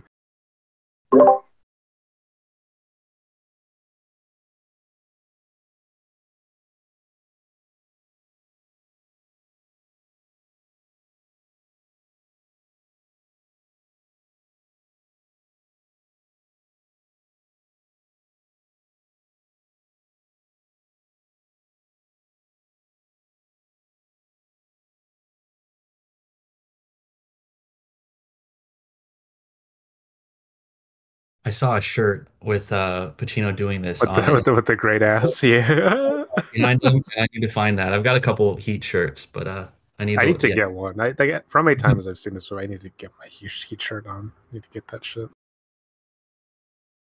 I saw a really funny. Somebody made like a meme. It's reading Wayne instead of reading Rainbow, and it's just Wayne photoshopped into yeah, just like like almost like a children's book background. So funny. Now I believe this is the San Pedro port. So out there somewhere is Kaiser Soze and a whole other movies going on. Yeah, I've never seen that one. Sucks.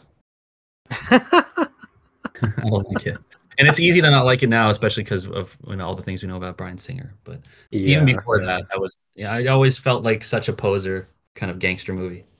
Yeah, I mean, I've listened to all these McQuarrie interviews, and he basically disowns the movie, which is just fascinating to me. It's like you win an Oscar for something, and then he's like, "Yeah, it was kind of bullshit."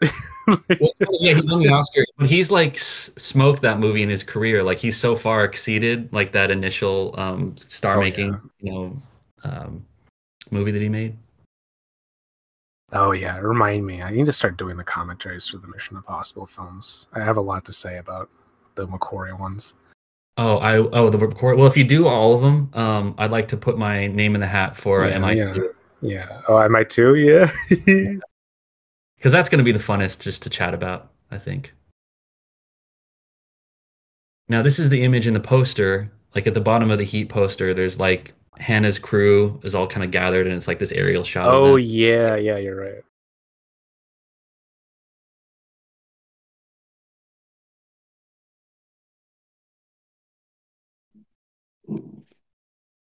LAPD, the police department. Yeah, God, this whole movie, just the long lens of it all, it's so crushed. Like everyone's so crushed against their environment all the time. Funny, in Roger Ebert's review of Heat, like in the first paragraph, he talks about this moment when he realizes that he's been made and that Neil's up there with the telephoto. And it's just like everybody's got their favorite scene from this movie Mm-hmm. and they feel is really like encapsulates its grandeur. Right. Yeah. Yeah, when I first watched this movie, I did it because of do you know the game Payday 2?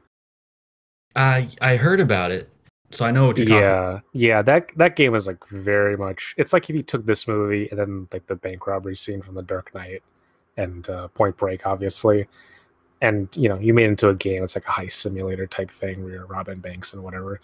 Like, and it was a very addictive game. I loved playing it when it came out. But I had never seen this. So I was like, okay, let me watch this movie that inspired this game.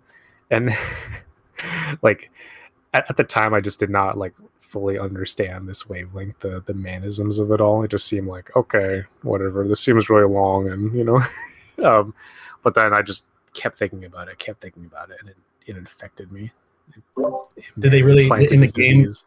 Did they capture it, or I mean, like at least on a superficial They level? do a good job, yeah. Actually, well, there's a lot of references to it. Yeah, it does a good job of capturing like the sense of like tactical planning, and like it's a good simulator of that stuff because you do actually like teamwork really is required. Like it's one of those. It's kind of like Left 4 Dead, but with that game, you're just kind of going around shooting whatever.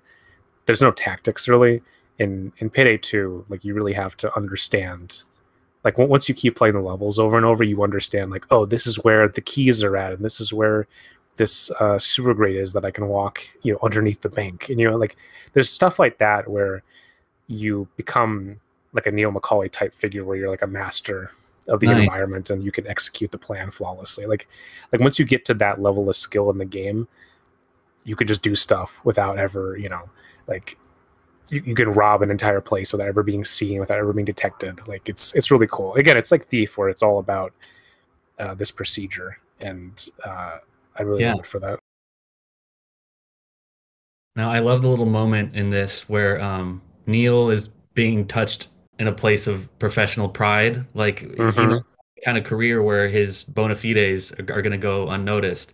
And so part of what's so cool about like Hannah becoming obsessed with him is that he's kind of like feeling this sense of like, hey, he gets me, and he Well, knows how good. for the And first time in his life, a guy who's just attempted to be invisible for years and years and years, someone actually goes to the trouble of like really noticing him in a way. I think that's something that can't be understated really. When he's kind of reaching this point where he wants to be recognized by Edie, and he's taking more risks. He's the carefully manicured shell that he's constructed around his life. It was never going to last at all. Oh, this Hmm. shit where he just comes in, the dishes are all dirty. I was like, where are you going? He's like, or no, I was like, where are we going? It's, where are you going? Love that.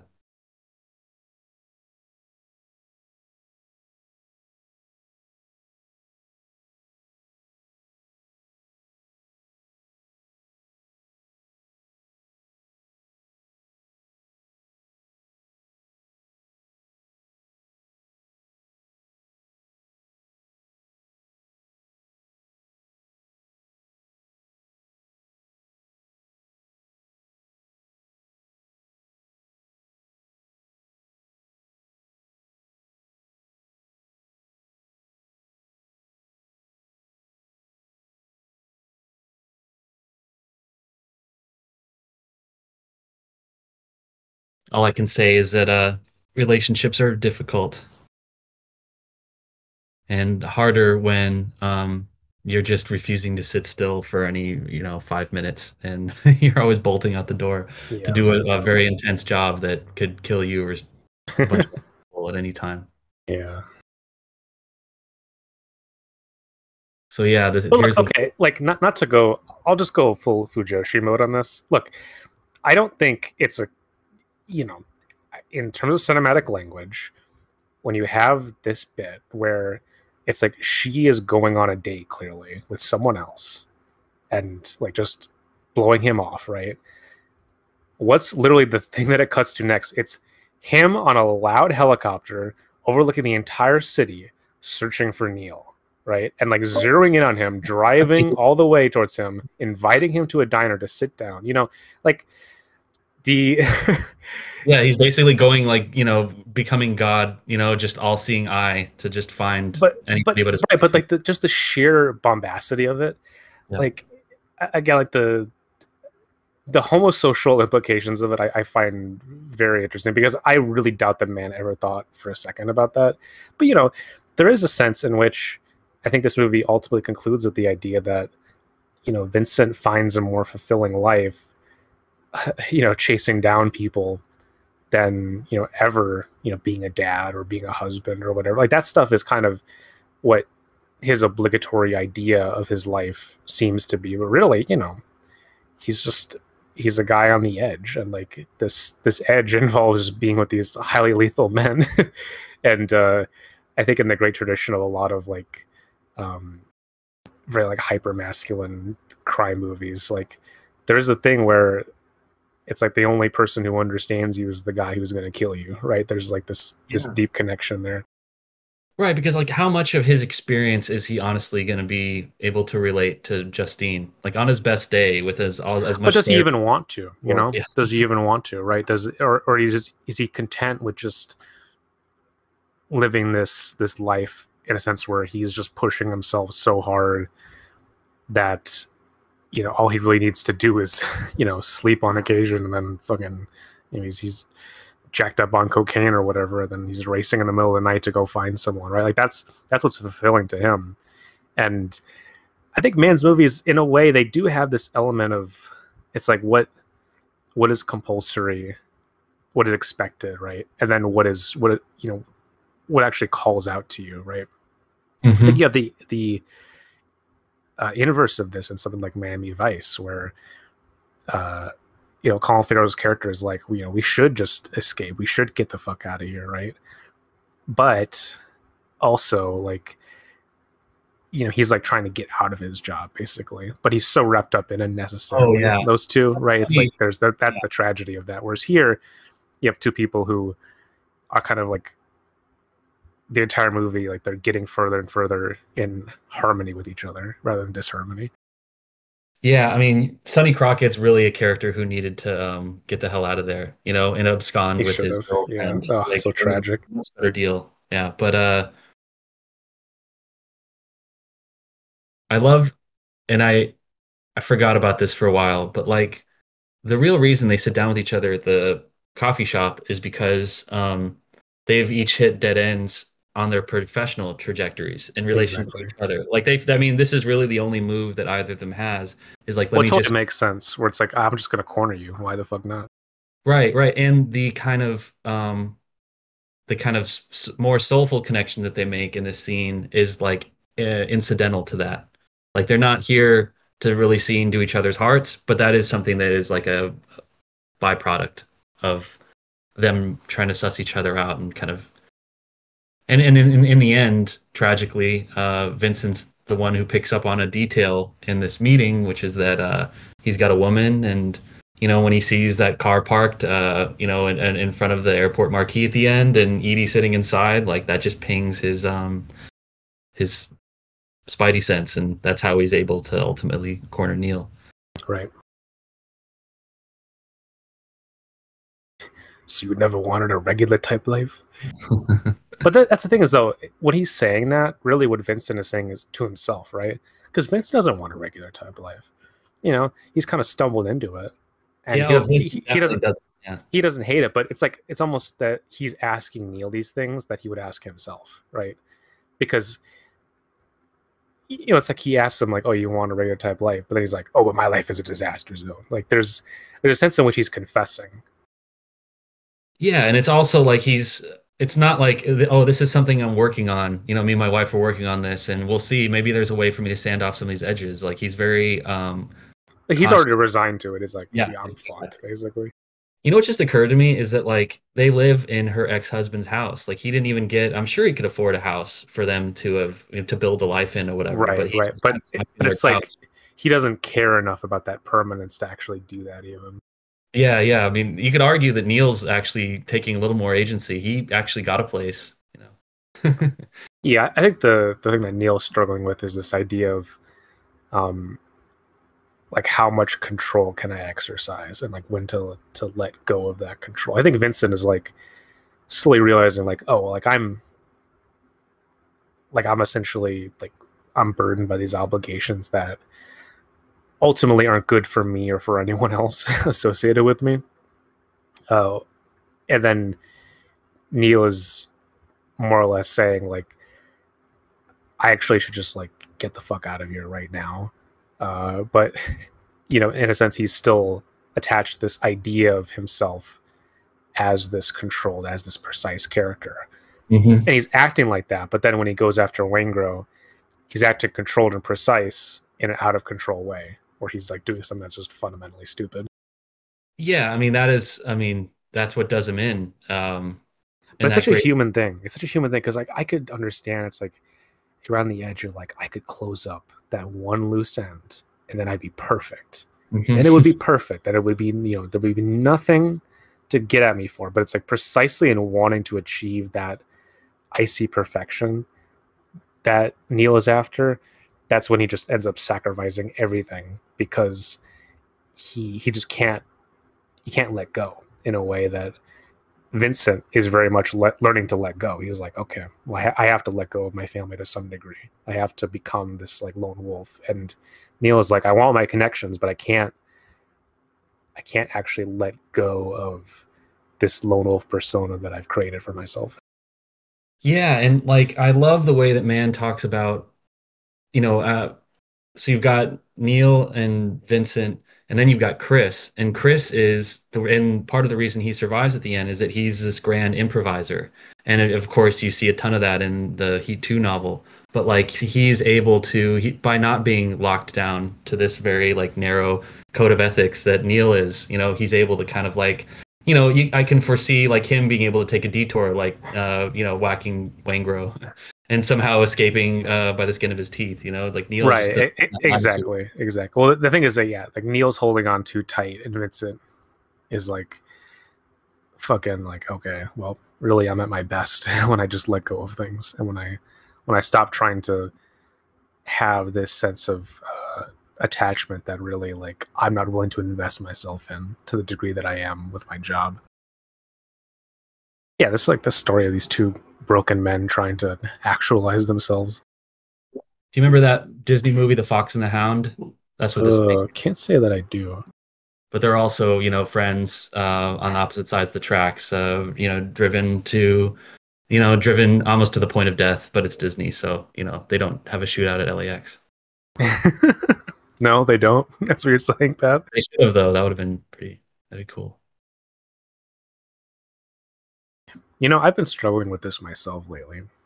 Of like, I don't know. I guess in a way, um, I've cultivated a certain rhythm and a certain set of expectations in my life, uh, like Neil. And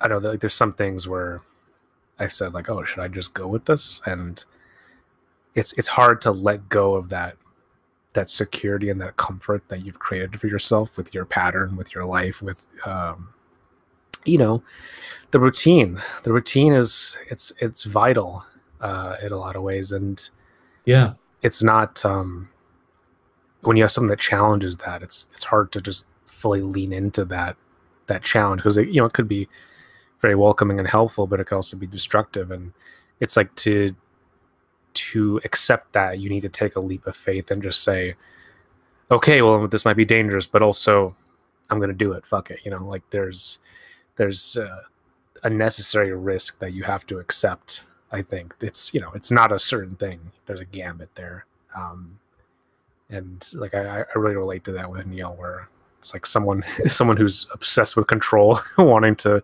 loosen up and not be such a tight ass. Um, Not that like I'm, I don't know, maybe I'm a tight ass, but well, whatever I am, I'm trying to have a balance towards the other thing, the other direction. Well, it's funny because like you're very much the Neil. I mean, to me anyway, you're like the Neil of film writing, and Is that like so? and like Neil, there's this sense as well of is this all there is, right? Like kind of like looking out into the beyond and like is there other levels to this that I need to be reaching for? Right. Um, and yeah, I mean breaking like I was just we've talked before about Stanley Kubrick and how he would have the same outfit, like 100 of the same outfit hanging in his closet because he didn't want to have to think about what to wear in the morning. Right. I mean, that's literally like a Neil McCauley thing. He looks the Yeah. same. Or David Lynch eating the exact same thing for lunch every single day, because there's something about the routine which enables the kind of wilder part of your imagination to be liberated, and I think you can. that's true. I think you're right. Yeah. It is. It's like this Apollonian Dionysian contrast within someone, right? And there's other people, there's people who are more like Vincent, where it's like by loosening up more, and or just by being loose as a state of being, right? Just by being okay, I do this, I do that. I'm kind of at home wherever, but there is that desire to be like, but what if I had this one thing in my pocket that I could rely on? What if I had this marriage, this relationship, this whatever, right? If I had this one thing, then I wouldn't have to be so restless. But really, it's like for that type of person, they don't really want to be tied down. At least not forever, right? They want it to be a temporary thing. Now I just love like this glimpse we get into Oh, Van's. he's just worried sick. He's got like Chinese food boxes everywhere. Yeah, fucking asshole. I hate this guy, but I love him too. Now, like, yeah, Waingro is so scary in the scene, and like the way that he's able to just kind of like see through this Well, guy. okay. Do you want to know what the gimmick is? Okay, you see the top. The top is faded. The top of the frame, like Oh, like man is like cutting between like this like these white blinds, and then when he has the close-ups of Waingro, there's a slight fade on the top of the frame. That it's like this artificial darkness. It reminds me of what Ridley Scott does in The Duelist, where you have a bunch of these filters that are put on the screen. It's not like a super common thing anymore, but it's really cool.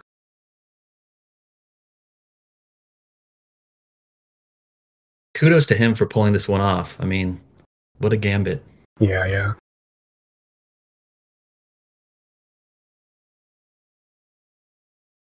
Yeah, and you see the cut on his forehead. So like I mean, how much time has really elapsed since that initial score? Probably not much. It's hard to tell with this movie. I never really understand how much time has passed between the beginning and the ending. Hmm. Because it could either be like it can't be like a week, you know what I mean? Like to plan all this stuff, there's like a tightness to it. It's hard to tell. I wonder if Mann has ever talked about it. I would like to ask him. I mean, it's kind of a stupid question, I suppose. It doesn't really matter, but I have thought about that. Yeah. There's a great podcast. I don't know if you listen to it. It's called One Heat Minute. Oh, I've Where listened to all of it. oh yeah. It's amazing. I love those guys. They did a screening of Miami Vice in LA like last year. And it was like seeing that on the big screen again. That's how I was able to punch through and finish my last screenplay. Is I watched Miami Vice in the theater, and I was just like, I felt like it was almost like an acid trip or something. Like I just felt like I was inside the movie, and I was just like, okay, this is what movies can do. I got to get out, get off my ass and finish, this artistic project I was working on. Right, man. Right. But yeah, that's what I love about. I think movies can really do that. I mean, yeah, recently just watching stuff, it's been like, oh, now I know what I need to do. Right? They're very helpful in actualization, I feel. Yeah, and and for me, because it's not always easy to get to a theater to watch a film, but it's worth it. It's worth it.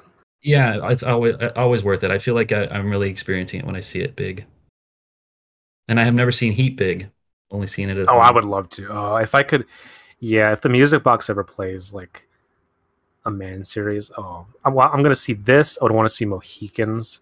Yeah, I would want to see Vice if I could. If I could see Miami Vice, the theatrical cut on the big screen, that would be nice. you Really know, good. and Manhunter. I've been rewatching that more lately, and Manhunter would be beautiful. Although, I mean, yeah, it's not like one of my core, but I love that film. Yeah, it would. I mean, if I could see all of them, I would. But like those ones are my priorities. Public Enemies, yeah, I don't know. yes, That's a hard one because I don't know if they would be seeing it on a print or on a digital version that would be better. Because I think they did make prints of it where it's it's like a shot on digital movie, but they made like 35 for it.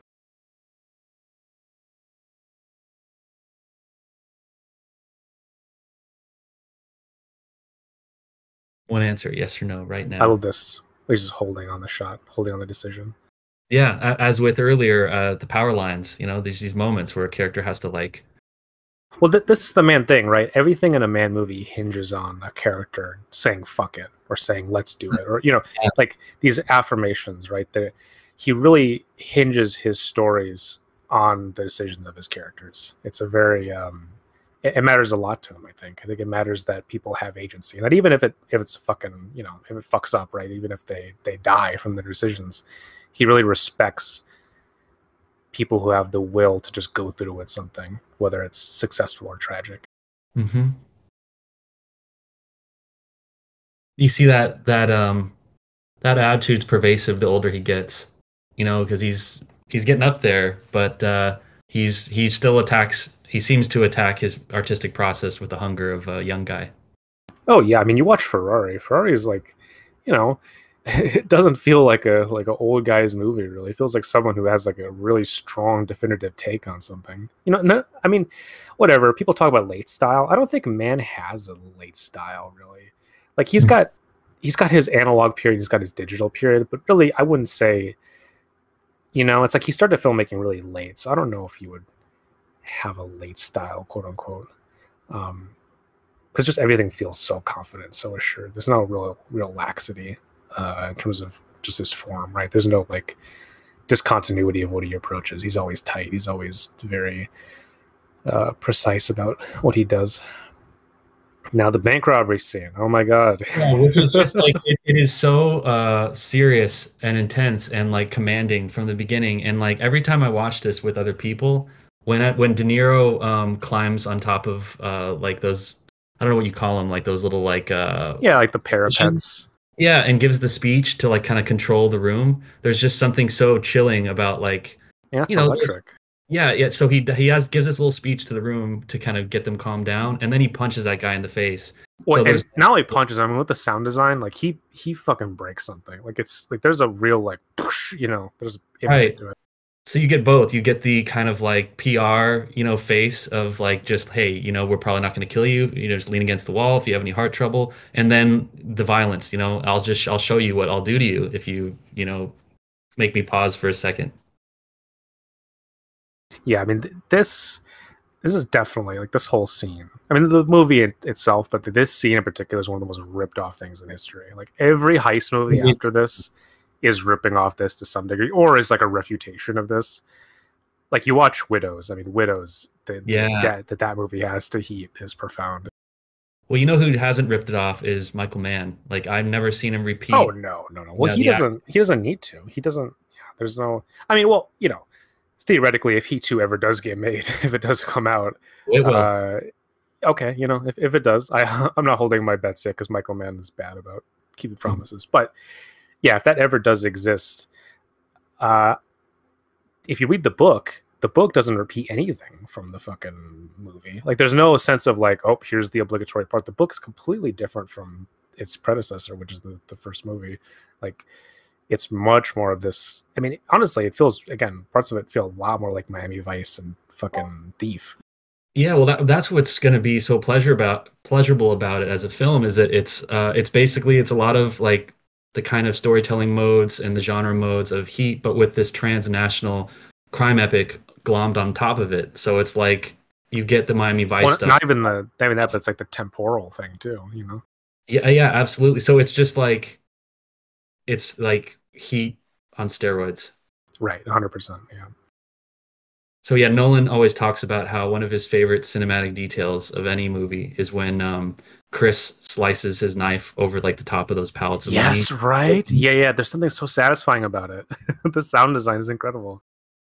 And of course, like, when they were developing the scene, they had these actors kind of go into a bank and kind of like, open up a savings account, and and kind of case the place, like as they would, as Neil's crew would have, before doing an actual score.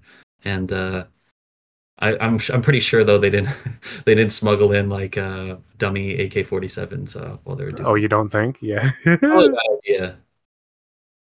seems like a bad would Yeah. not want to encounter that. I love when, okay, so I shouldn't say I love when, but like when the LA, there was, what is it called, the Hollywood shootout, or like there was a bank robbery after the movie Heat came out, in the 90s. Oh, that's right. It was Yeah. very similar, and I remember like somebody asked Michael Mann about it. Um, because there was, I don't know if you would call it controversy, but like people were looking at like that surveillance footage of that robbery, and they're just like, hey, did they just like watch Heat a bunch of times to get the idea for how to do this? But when they asked Mann about it, he gave such a Michael Mann answer where he's just like, well, what they did wrong is that they didn't keep moving. They just let the assets pile up on them, Yeah. and Yeah, that's eventually right. they got boxed in, and Well, but is so that the he most man thing, right? Keep moving. right, right. Transit. Oh yeah, 100%. But like it's just so funny that his response was like, well, if they really wanted to, bust out of that place, I know See, exactly this what whole they shootout though is like the essence of man. It's like you have this like glass and steel and fucking marble, hyper modern. This like the financial center of LA, right? This very Antonioni environment, but then just it becomes just a fucking war zone. Um, war zone. there was a shot earlier where uh,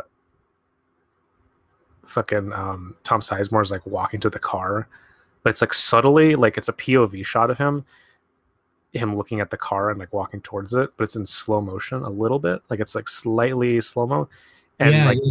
like I think man is like a huge debt to guys like Peckinpah, and he often includes little bits like that. And there's one that we're about to see where uh when Neil is like when Neil and Dennis Haysbert like they're trying to drive away, and there's a part where like it turns into like step frames when he shoots out the front of the car.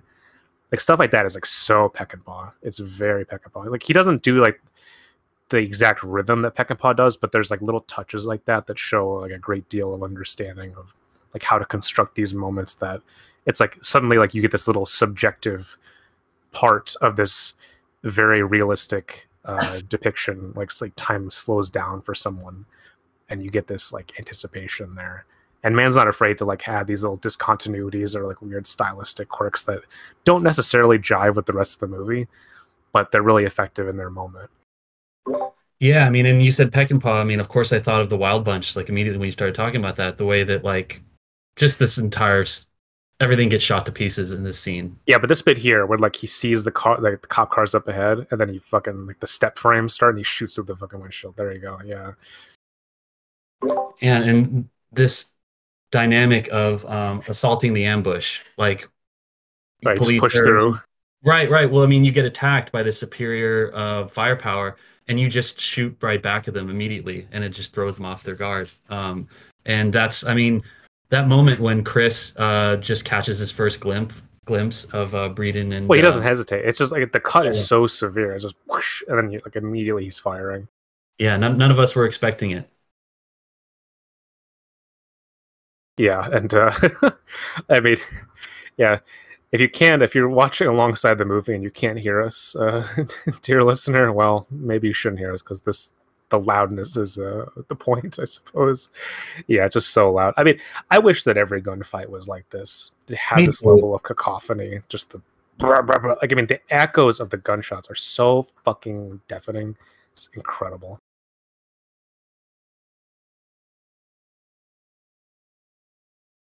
One of my favorite little bits in this scene is the one where Sizemore emerges from behind a bus, and then like a couple like ricochets like hit the side of the bus, and he just darts right back behind it, pokes his Yeah, head up, yeah. and he runs right back. There's all these little kind of like you know visual moments that burn into my brain.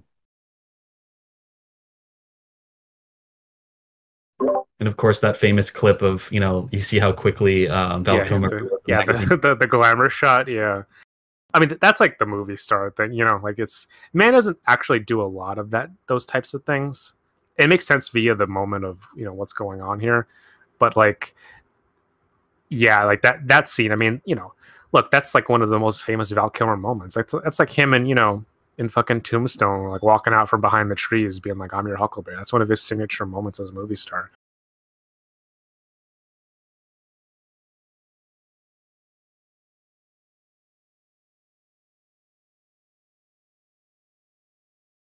Yeah, they see like when he has these rapid intercuts between like people firing, there is like the Peckinpah touch is very strong because he alternates. Because sometimes he'll have those, and sometimes he'll like linger very long on like shot reaction shot movement. He mixes it up. He's definitely got his own thing going, but I really appreciate just the level of versatility that he displayed in something. I mean, this is hard. Like I mean I whatever. I'm not a fucking really a director, but like just thinking of trying to do this, the level of coordination you need to actually pull this off. I mean, Yeah, and to it's do it in like an actual to city, think about it, it's just very the graphic. level of detail on every single one of those gunshots on the car, that's thought out. You know what I mean? It's not just random shit. Like you look at that, it's very deliberate. It's just crazy. Like, I mean, man is a maniac for doing stuff like that. I would having the patience to do that. That's like Kubrick tier obsessive. Mm.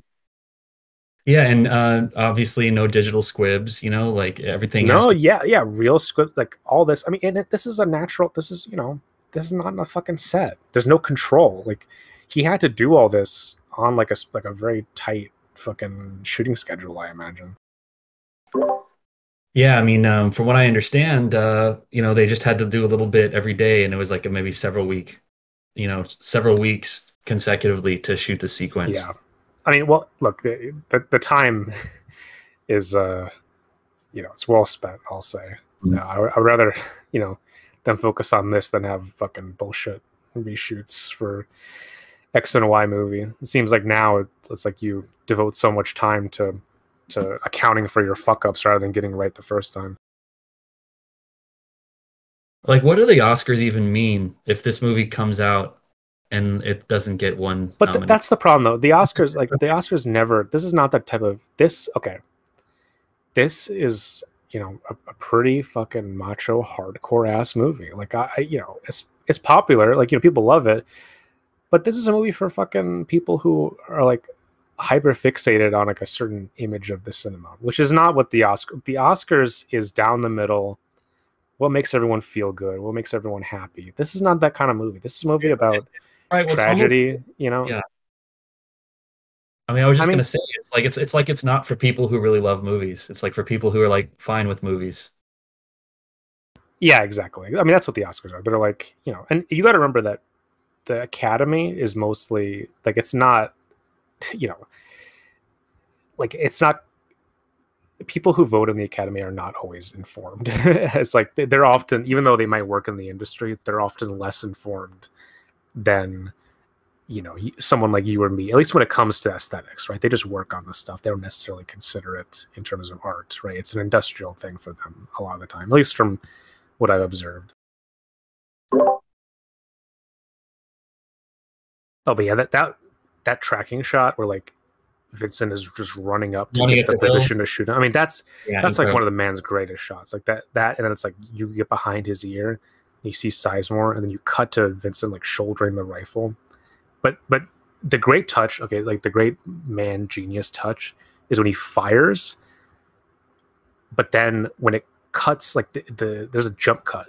Like he fires, but then it doesn't. It's not like an organic. Like then you just watch the fire. Like he jump cuts to like a different moment in there. It's like a very slight thing, but it's a great musical touch. Like it feels right, even though like there's a break in the continuity of the film. You mean when he pulls the trigger on Sizemore? Yeah, when he pulls the trigger, there's a jump cut, and like it Yeah. feels right because it's like the movie is cutting with the pull of the trigger.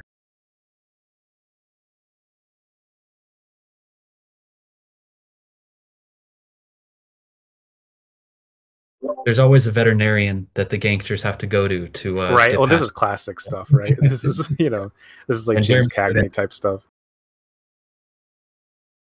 now when he says take off your shirt to Take off him, your shirt. yeah, I always assumed it's because he was worried that he might be wearing a wire, but it occurred to me, oh yeah, it's just because he needs No, a hand that's no, not bloody. he literally needs a new shirt. Yeah, he's like, I just gave you like $200,000. Give me your fucking shirt. I love it. My daughter gave it to me for Father's Day. I don't give a shit who gave it to you.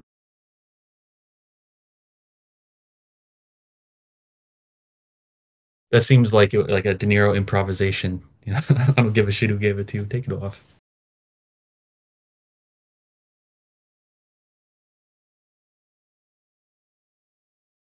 And I believe this is the last time Chris and Neil see each other. Yeah, that's unfortunate.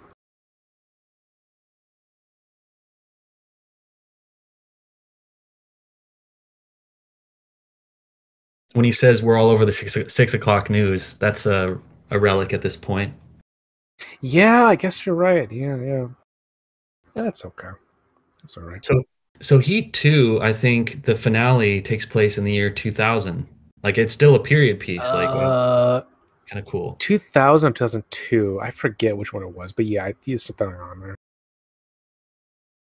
So like right around the time that Walk Among the Tombstones takes place. Hey, that's right. Yep. Come on, fucking, I'll tell you what. Two people I want to see work together. Get Mann and Scott Frank together. That'd be great. Yeah, that'd be incredible. Because Mann doesn't necessarily need to write his own screenplays. Well, sometimes he doesn't. Sometimes he does. Like Ferrari, I don't think was. I think it was written by someone else. I'm pretty sure. Yeah, Collateral was definitely written by someone else. Although, okay, can we just like talk about this bullshit though? Like, man, like really, you could tell he rewrote Collateral because there's so many line specific things that only Mann like that. There's things that would only show up in a Michael Mann movie that show up in that script, and so like just like lines of dialogue, gestures, like there's it's a thing where it's like he doesn't write it, but you could tell like on set he's probably he's doing a fair bit of touching up things. He can't help himself. How could you? Now see this stuff, this like handheld stuff. Oh, this is so intimate. Yeah, the Avatar. This is so like it's very stylistically different from the rest of the movie. It's very like I don't know, like almost Sam Raimi-ish. There's like an intensity. There's a weird accelerated hyper real quality to it. I always found this disturbing. Just the severity of how badly he's destroyed. It's man is not fucking around. This guy just got murked. But I love that little grace where Neil's like, well, let me call a medic. Even after all that. Yeah. Well, that's the thing I like about this movie is that I think for people who see this and they're like, oh, Neil's like a psychopath. He's not really, like Waingro is. Neil is like a guy who has sharpened himself to an edge that he often can act inhuman, like to just like the people who cross him, but he's not like a fucking just like a jagoff, like he doesn't. There's no point. I don't think he delights in the idea of causing pain or whatever. Yeah, it's all very. He sees it as a bother. He's like, this is a hassle. Yeah, I mean, Neil's got like a ruthless pragmatism to him.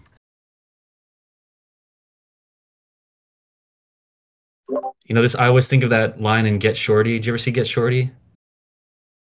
Can't say that I have.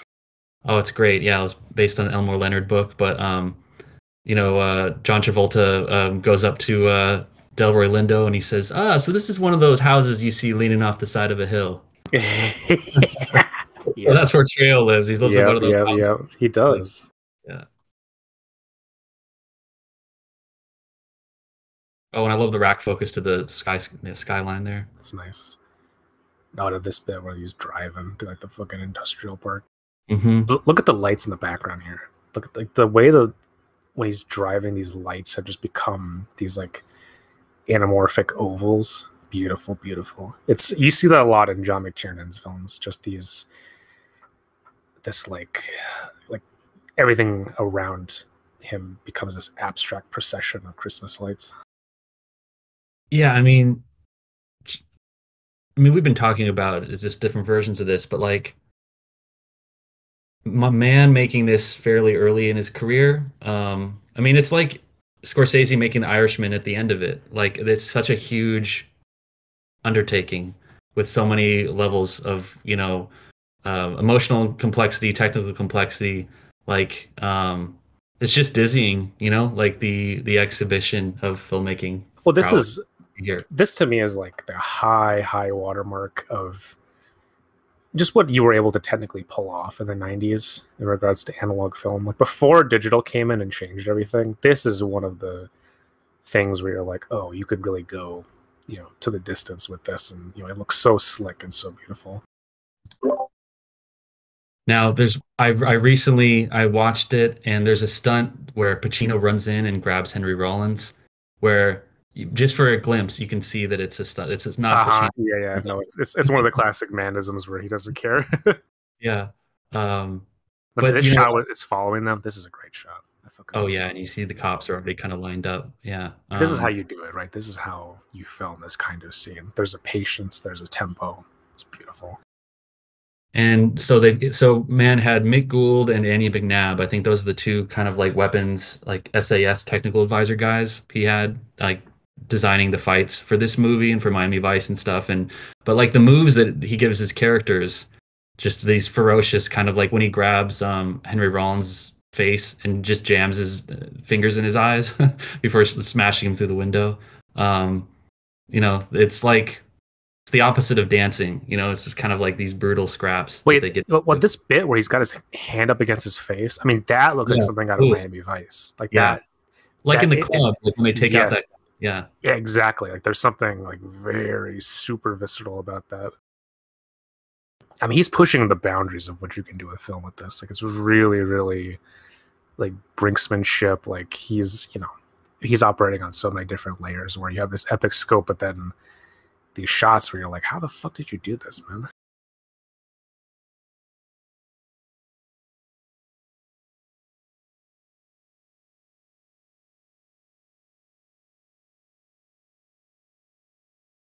What a house, huh? Yep. I mean, this is like a classic fucking dipshit yuppie house. I hate this nonsense. So watching disgusting. The hockey game. I know. I was like, why was he watching a hockey game? This is great. Chucks his own shit at the fucking window. Yeah. But see that when he chucks it, that's in slow motion. That's another touch. Right, and I love when he recoils slightly when the chair hits the window.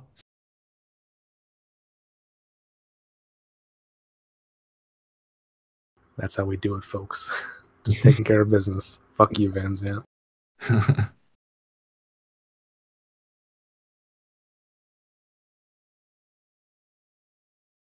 Okay, so this scene between Drucker and Charlene is one of my favorite little mini-sodes of Heat, where he basically lays out for her. Like it's like he compels her to flip on Chris. Well, he just lays out the logic of it. It's like really just here you go. It's like there's that great line where he's like, well, she's like, what else are you selling? And he's like, all kinds of shit, but I don't need all kinds of shit. It sells itself.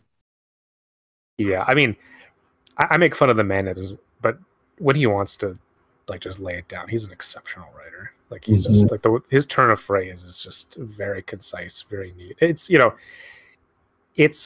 it's not as like something you could easily as parody as something like Mammoth. Like Mammoth, there's moments where you're like, all right, this is like incomprehensible. Right. Like what the fuck are you talking about?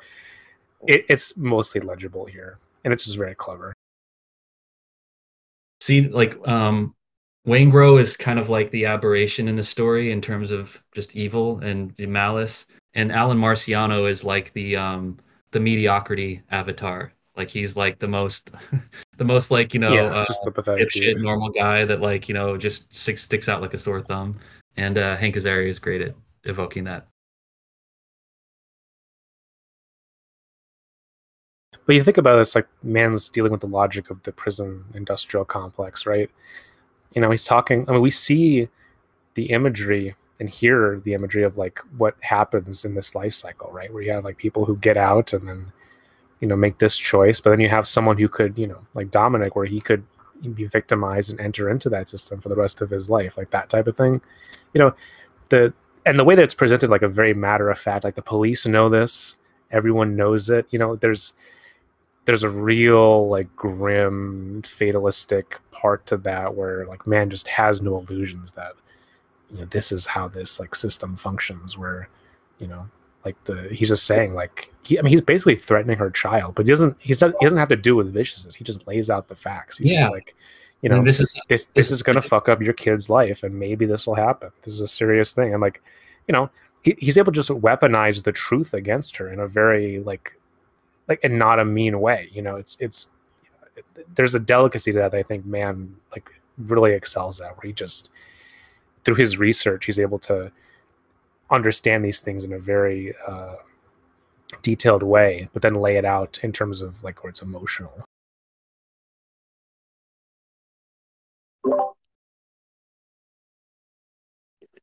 I like the little detail where he asks him how he's doing from the gunshot wound, and he's like a little banged up, but I'll be okay. Yeah, It's like, all right, bye. That's all you get. That's my little 4.2 seconds of empathy. a born again good citizen.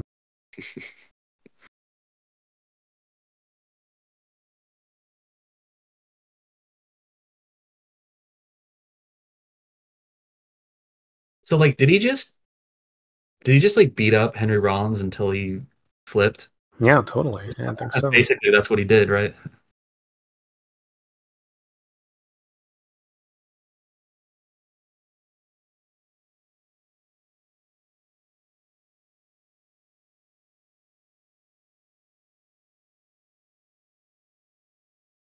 See, like, man does a bunch of propagandic stuff, but he's kind of like dispassionate about it, and it's not like he's not pressing his thumb on the scale for the Mm. most part, like David Ayer is, or like there's it's I don't know, it's he's got like a weird like I don't really think it is professorial distance propaganda. from it. He doesn't. I mean, to me, it's more of like an anthropological thing. He's interested in the police as like what kind of people, in as much as he's interested in in criminals too. Like I don't, or like whatever his subject is, right? But he doesn't.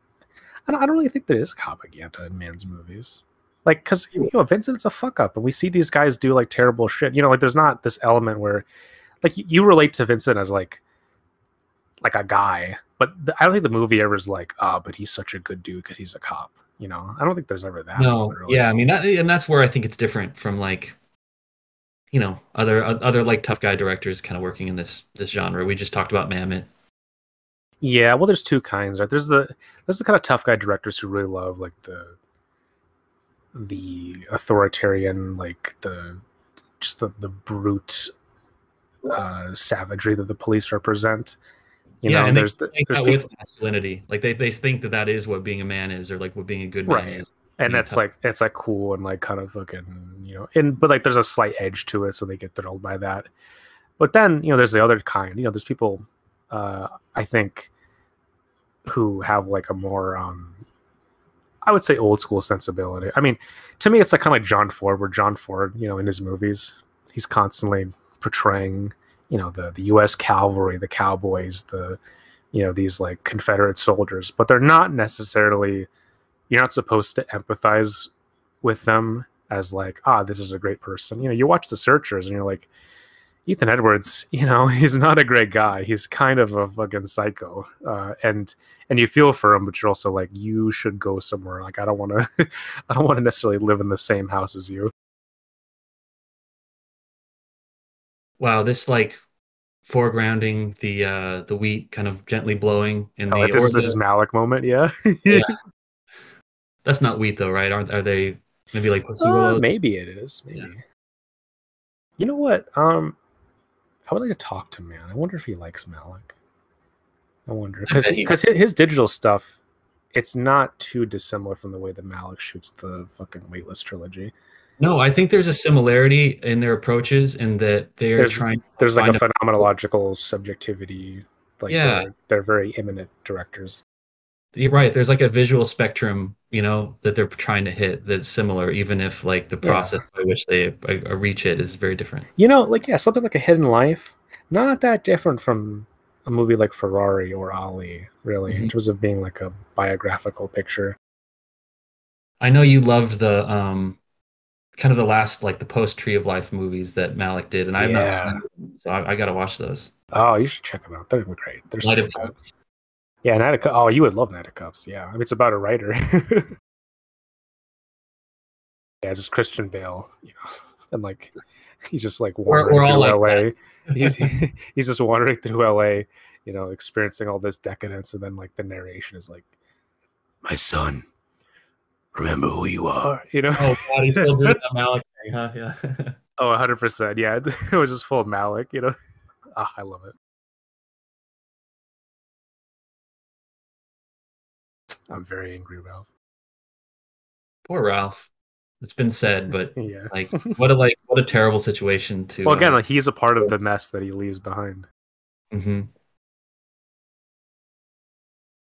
Dead tech postmodernistic bullshit house. Yeah, my in the last relationship I was in, she had a friend who lived in the same Oh apartment no! building. Hold on, hold on. Wait, are we getting into? Did you pull a Vincent Hanna on her? No, no, what I was gonna say is that her friend lived like was her next door neighbor at her apartment, and that girl's boyfriend was a cop, and after she broke up with him, he would like break into her apartment and stuff and like harass her and like Oh just Jesus! imagining if there was like as many cops are like a detective who was not as virtuous as Vincent Hanna, just the kind of like havoc they could wreak in your life if Yeah. Well, you wwrote about that in your Dirty Harry script. Like these people who just go around, they're super fucking belligerent. yeah. Yeah, I know it is. I mean, my father, like when he gets anxious and when he gets uncomfortable and when he gets embarrassed, he does do this shit where he'll just lash out at something and fucking, just to prove like, here's my emotions, like just because he doesn't know how to express himself otherwise. Beating his chest kind of. Yeah, basically, yeah. Well, also because you know, he's anxious about like, I don't feel like I'm being listened to. I don't feel like I'm being heard.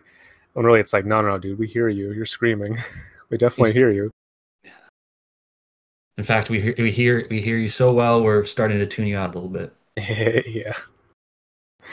No, I mean, I'm not gonna be that mean to him, but yeah.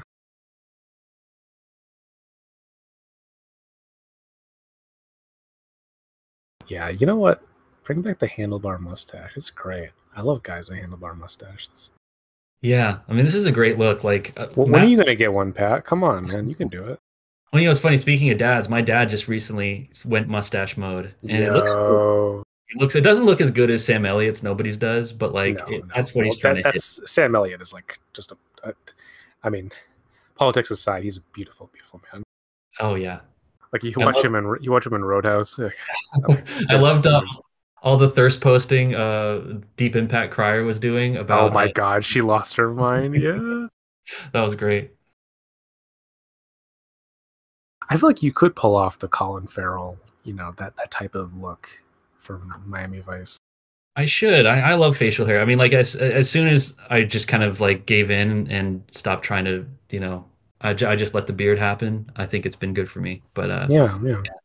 I was I had to start shaving like pretty early in high school.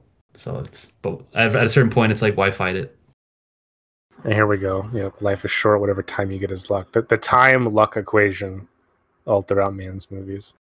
Yeah, and he literally, I mean, he has characters say that. I mean, they just straight up say that line. No, no, all the time. Yeah, it's in Manhunter too, I think. Mm-hmm. There's something of like a Mary Magdalene almost quality to Edie, like the way that she's framed there, just slightly out of focus as he has this beautiful monologue.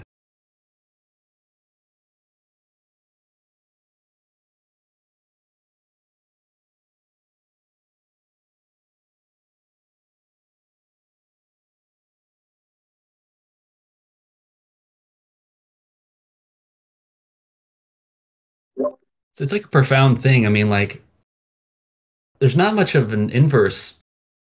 I mean, just imagining if you'd fall in love with somebody and then you found out that they just killed a A dozen. bunch of people.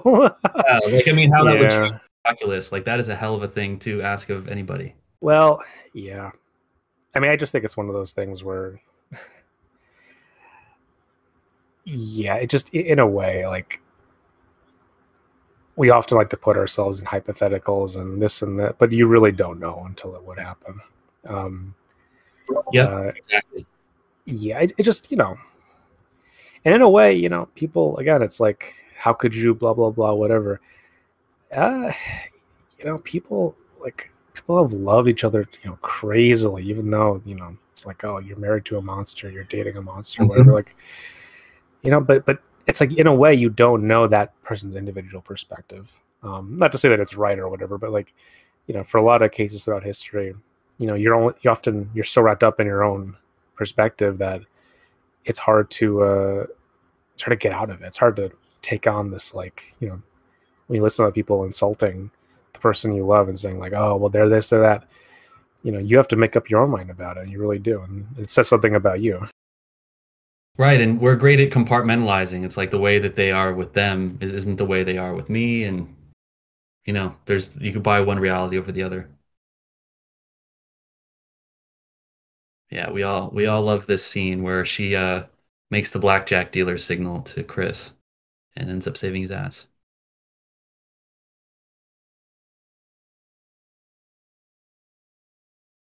One of my favorite behind the scenes photos for Heat is Michael Mann with Ashley Judd, and Yeah, she's kind of kneeling on the ground of like I think the set is like this house, and he's going over some like notes yeah, with they're her. talking. Yeah, Yeah, yeah, you great, know what? great. This entire scene, this is my favorite moment in the film. This is, I just think this is like, it's like this and the speedboat Havana section of Miami Vice and the Yeah, Bye Bye Blackbird section of Public Enemies. It's just so, it's the best stuff he's ever done. right. Because I mean, she risks her ass in a big way by doing this. Like, I mean, there's Yeah, well, she eventually says like, all right, well, you know, I love this guy so much, even though he's like a kind of an idiot and kind of a fuck up. You know, like, I mean, when he's looking up at her, the way that it's framed by Mann and shot by Spinati, like he looks very vulnerable. You know, he looks like a little boy, Mhm. and she essentially has to, in a way, condemn him as well. She says, you know what, like I have to send you off. You know, you have to you have to go, and you know, like letting her have that agency in this movie, I think, is like, you know, it's very essential because he, like, there's a sense of like how badly, you know, he keeps talking about like, I need to, you know, when he's in the hospital, I need to go back to her, that type of thing. And she has to say no. She has to like refuse him, and like the way the music plays, where like you could just see like his soul evacuating his body. And you know, she does it ultimately out of love for him. And it's, you know, I just think the way the man does it, where it's silent, right? It's just this little tiny moment, this little gesture of her hand. He's able to articulate an entire worldview, an entire relationship, just in this one moment.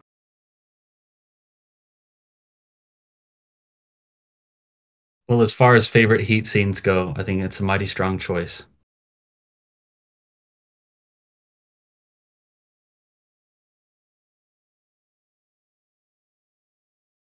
I haven't seen her in anything in quite some time. Ashley Judd. Yeah, I love Ashley Judd.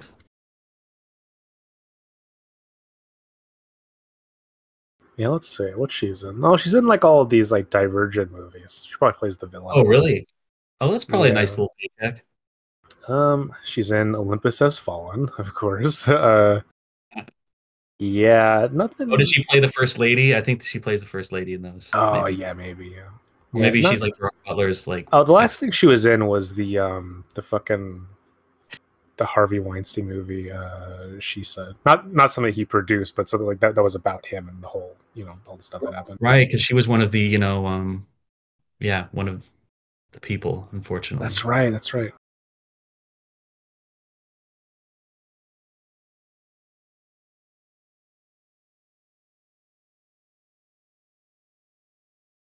Yeah, her Yeah, but expression. just yeah, just him holding on her and the music. Oh, like the God. You just kind of, yeah, you just get this We emotion. haven't talked about the L.A. Goldenthal movie, but like, sorry, the music.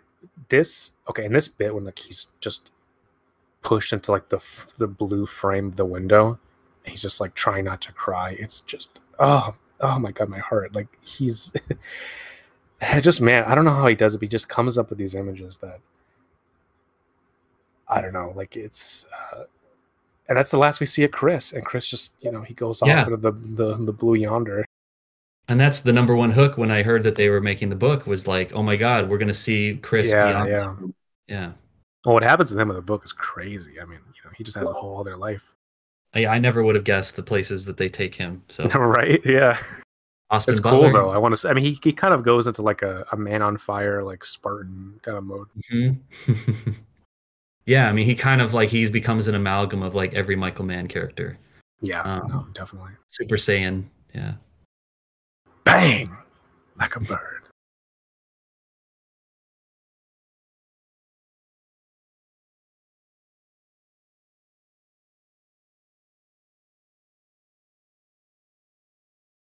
Bon voyage, motherfucker.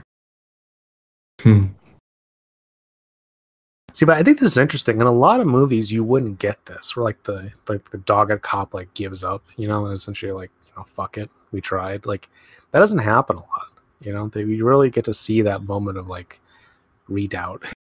Yeah, and we get to see now, we get a visceral reminder that there are people who need him. There's things Right. that are not being attended to as a Well, result just of. again, all the collateral damage of his bullshit. Mhm. I feel like I've said that at different moments in my life that I'm gonna go home and sleep for a month.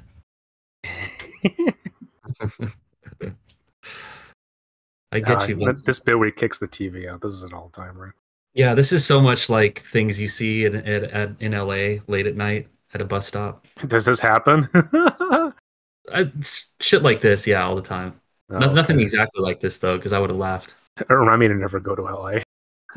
No, we want you to come out. Definitely.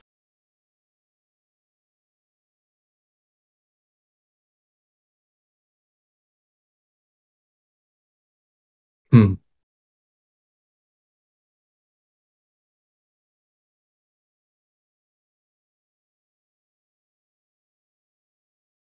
So yeah, this is what I was telling you about earlier. Is just the way that Pacino acts this scene before he finds her is just so alive. Right, right.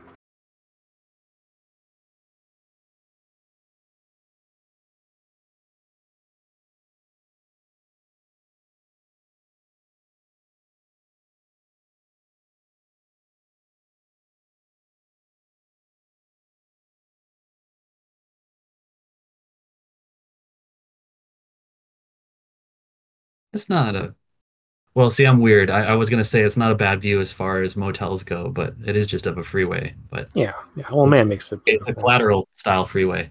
Yeah.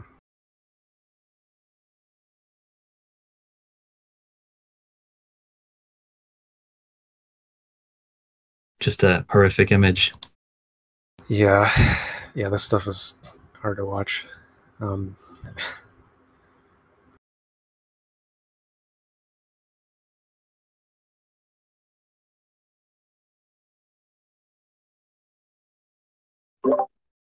But I mean, certainly puts me in Vincent's corner. It's just one of those scenes where it's like the way that he goes about getting her to the hospital and, um, uh, what do you call it? Just kind of,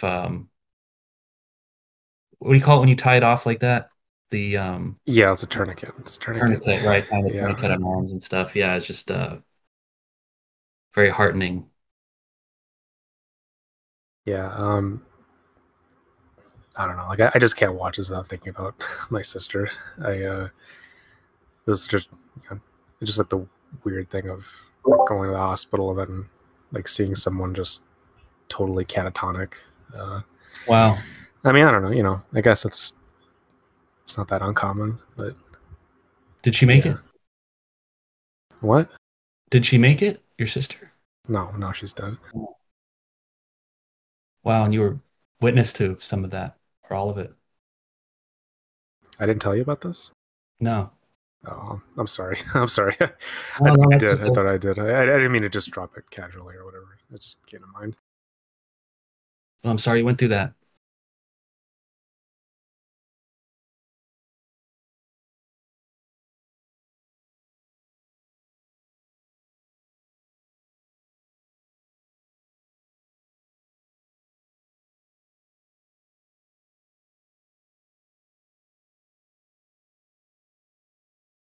Was this a long time ago or more recent? Oh no, I mean, it was November of 2021. Wow. Yeah, I'm sorry. I didn't No, I didn't no, mean to be weird about it. nothing weird Like about it. yeah, I just assumed that I had told you, but I got to remember that maybe I haven't. Yeah, no, apologies for just being rude about that. Not at all. Yeah, but no, I mean, just all this stuff at the hospital, like it really, I don't know, it just hits me in a different way. I mean,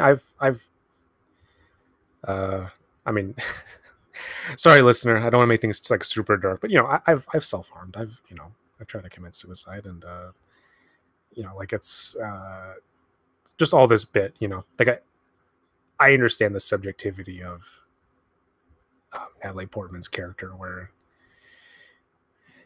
like essentially you have like two parents who are like so involved with themselves, and they are not paying attention to you, and you just feel like, okay, like like basically no one cares, that type of thing.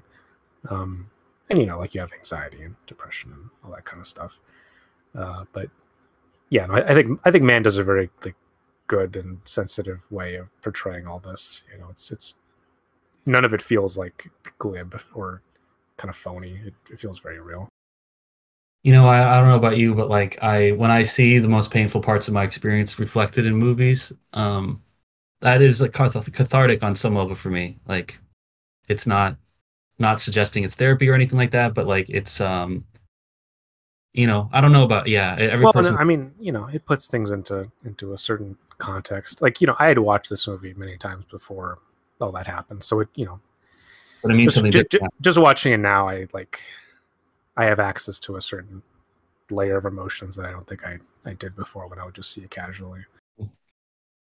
Well, this don't want I don't want to let it go unremarked. This flash of white light was an accident, from what I understand. Is that an accident with the exposure? Yeah, yeah. And I think like when people are working at such a high level collaboratively, um, you find your way. I feel like to have accidents like that, which aren't really accidents. They're like expressions of something. Right. Well, it's like That, the famous, like the Lawrence of Arabia, like him blowing out the match type thing.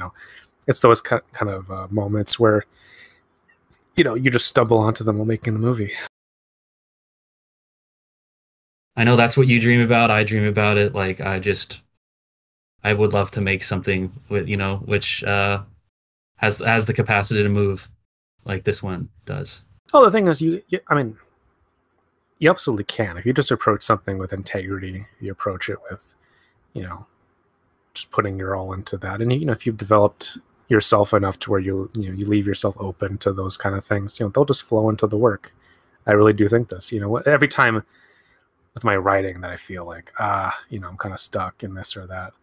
Really, I always just say like, but I need to like let go a little bit. And once you let go, you let the light in. I think a huge part about the artistic process, and I think man very much understands this, is really it's about letting go of control as much as Hmm. it is, like man's not a stickler. Like you read the screenplay to this movie, it's not exactly the movie, right? And no screenplay is exactly like the movie. Um, and I think, when you're making something, just the world's chaos will intrude in on you, and sometimes it will give you these grace notes and these surprises, and you will just you will end up appreciating that, I think, a lot, because, or ideally you should exist in a mode where you can appreciate it and you're not trying to strangle what you're trying to make, right? You Hmm. have like a general vision, but you don't want to just limit yourself to one vision. You want to have, Right. okay, I'm open to experience, I'm open to spontaneity. I think that's important, especially when like man, you're writing and directing. You've already came up with this scenario, but now you have to, filming it, you're rewriting it again. Basically, you're having to react to the fact that, oh, this building isn't exactly shaped like I imagined, or you know this or that, whatever, right? And then in the editing bay, you're rewriting once more, where you're discovering connections and maybe refining things that you may have not otherwise had. I mean, man, uh, he cuts out some stuff from this movie, and it's like, I think overall, like, I think it's perfectly structured. I think everything that needs to be in there is exactly what does need to be in there. And yeah, it's just these levels, right? It's like you start with the big open palette of imagination, and then you just refine, refine, refine, then you get your sculpture at the end of it from the big block of marble that you started off with. Well, right. I mean, I say this as somebody who by no means works as hard as Michael Mann, few do. But people who say that they're allergic to planning things before they do them or that they like to shoot from the hip, like I 1,000% believe that, the way to improvise in a inspired and constructive way is to first start with a rigorous plan. Yes. It's like you get it developed as much as you can possibly get it beforehand, and you hear from all the greats that like that's actually freeing to the moment because nobody's arriving to work empty-handed, and then you can always Well, you have a you, fallback thing. Yeah, but I mean, McCrory talks about this all the time. He says, you make your own rules so that then you can break them if you need to, right? Like yeah, you absolutely. you want to have, you don't start painting without having a palette of colors, right? You may not use all those colors, but you want to have access to the colors in case you need them. Hmm. God, there's just something so tragic about this moment between them where like they're just open and vulnerable, and I just love the way she is in this because it's the first scene where she's not Well, talking about their marriage in the third it's a very person. adult moment. It's two people, with a history reckoning with the fact that their relationship is complicated, that they don't hate each other. They don't. It's not just antagonism. They do love each other in a way, but also, like, realistically, does this relationship make sense? Does this work? Is this healthy for anyone? Hmm. And ultimately, again, like with fucking Ashley Judd, you know, Davenport, she has to let him go. She, in a sense, she gives him permission to be like, you know what, this is what you need to be doing. This is your life. This is what brings you some sense of fulfillment.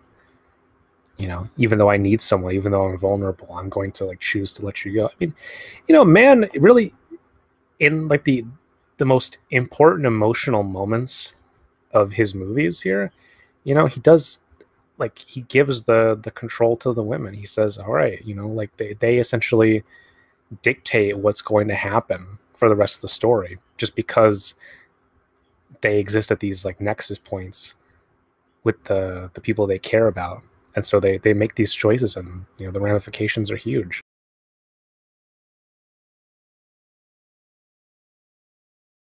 Another one of my favorite visual moments or visual auditory moments in the movie is when he just flies away down the stairs and the sound drops out a little bit.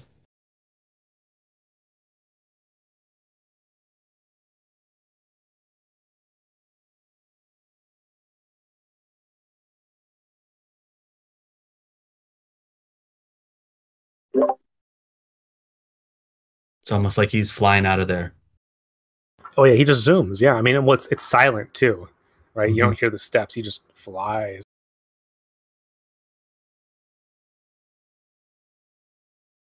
We all Yeah, love to it's see it's Neil. almost like a giddy schoolboy moment too. It's like being let out of school. Yeah, which is just like, oh, that hits hard, right? It's like, Yeah. yeah, it's a schoolboy getting out of school from, consoling his wife and, Right, somebody. right. But in a way, I think Mann portrays that with an emotional honesty, where he's like, well, this is, this is what Vincent is. This is the type of creature that he is. So Wayne Grows having his Eat, Pray, Love, living his I know, best. I know. Him in the fucking bathroom is so stupid. Like, he's just, I hate him You so should have much. rollers in his hair. That'd be amazing. That would be hilarious. See, that's when we get into the parody mode. Yeah. Or he's got like a eucalyptus mask on or something. Oh no, like him kicking the door in his face, dude. Him bashing him with a gun. This messy handled stuff is Oh yeah, a little crazy. bit of video. Like I think when they cut to like those POV shots, It's I really think they weird. TV.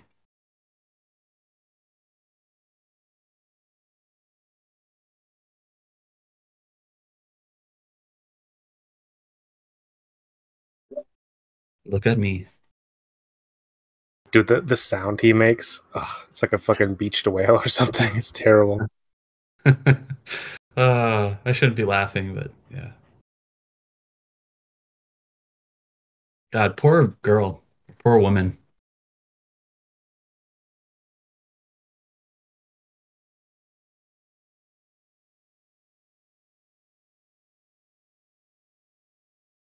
Yeah, now the way that he disarms this guy is just incredible.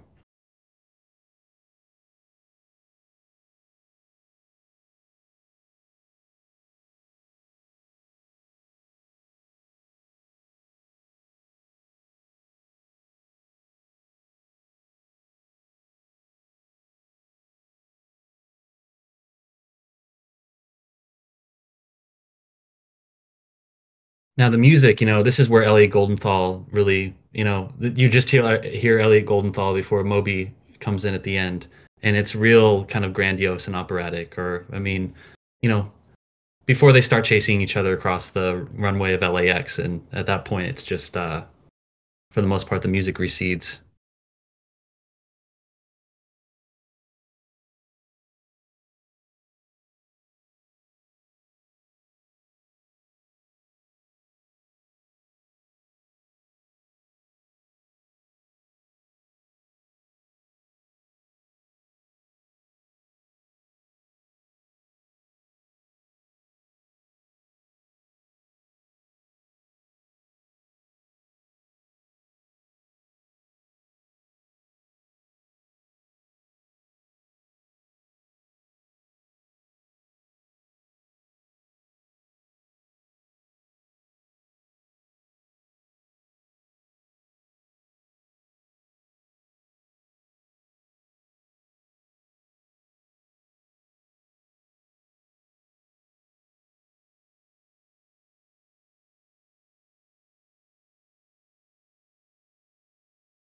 Yeah, the one element that's frozen in place, and he just parses it immediately.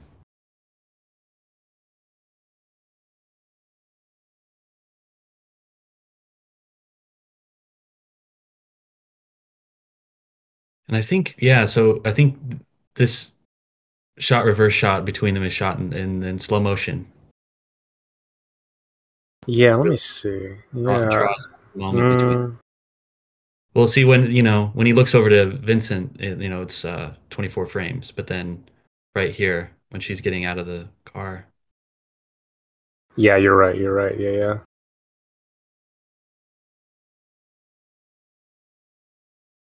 Yeah, see, Manda plays that stuff like, yeah, it's very subtle. He doesn't do it, it's not super showy.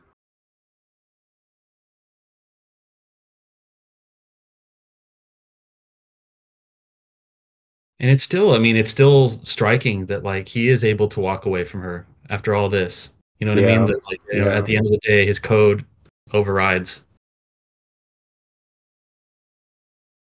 Well, again, it's like, he's like a scared animal, it's like he defaults back onto like what he knows basically, and what he's constructed for himself. Yeah, when you said scared animal, like that's exactly the feel what I got when there's this shot where he's climbing over the fence, then like there's this bougainvillea, like he just kind of like rappels down, but he's literally like, ascended to the heights, of the city infrastructure of over the last 3 hours, and the way he ends the movie is just completely stripped of everything, just like. Right. Well, he ends in like a, yeah. I mean, it becomes intimate. It becomes like a cowboy duel. There's echoes of Raoul Walsh's White Heat as well. This idea of someone just like running and running and running, and then you get to the end, and there's kind of this. They enter into like this like abstract industrial zone of just where like the environment becomes an expressionist place of emotions being externalized. Yeah, I mean, absolutely. The I mean, look, transit, right? Like, the whole film ends in a fucking next to a bunch of plane hangars, and you're you're in this place where no one really lives. You're in this place where everyone's Mhm. coming and going. This idea of like you're so close to the exit you're trying to get away from. That's beautiful. Yeah, I was thinking almost of like H.R. Giger, like his biometric Yeah, yeah.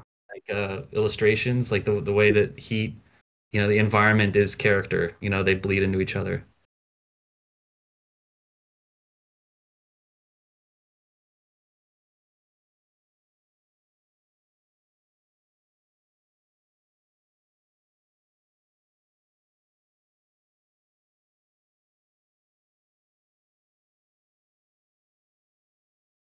for a lot of like my life, because I mean, my De Niro and Pacino were more my dad's generation, you know, the stars of my dad's generation than mine. Um, they've done a lot of movies since this one where they're just kind of sitting down and like, you know, not they're just not as dynamic, you know, as they were in this film. And there's just something I love about like how the ending of this really, I just feel like it's really cranking them to the max, you know, like they're really.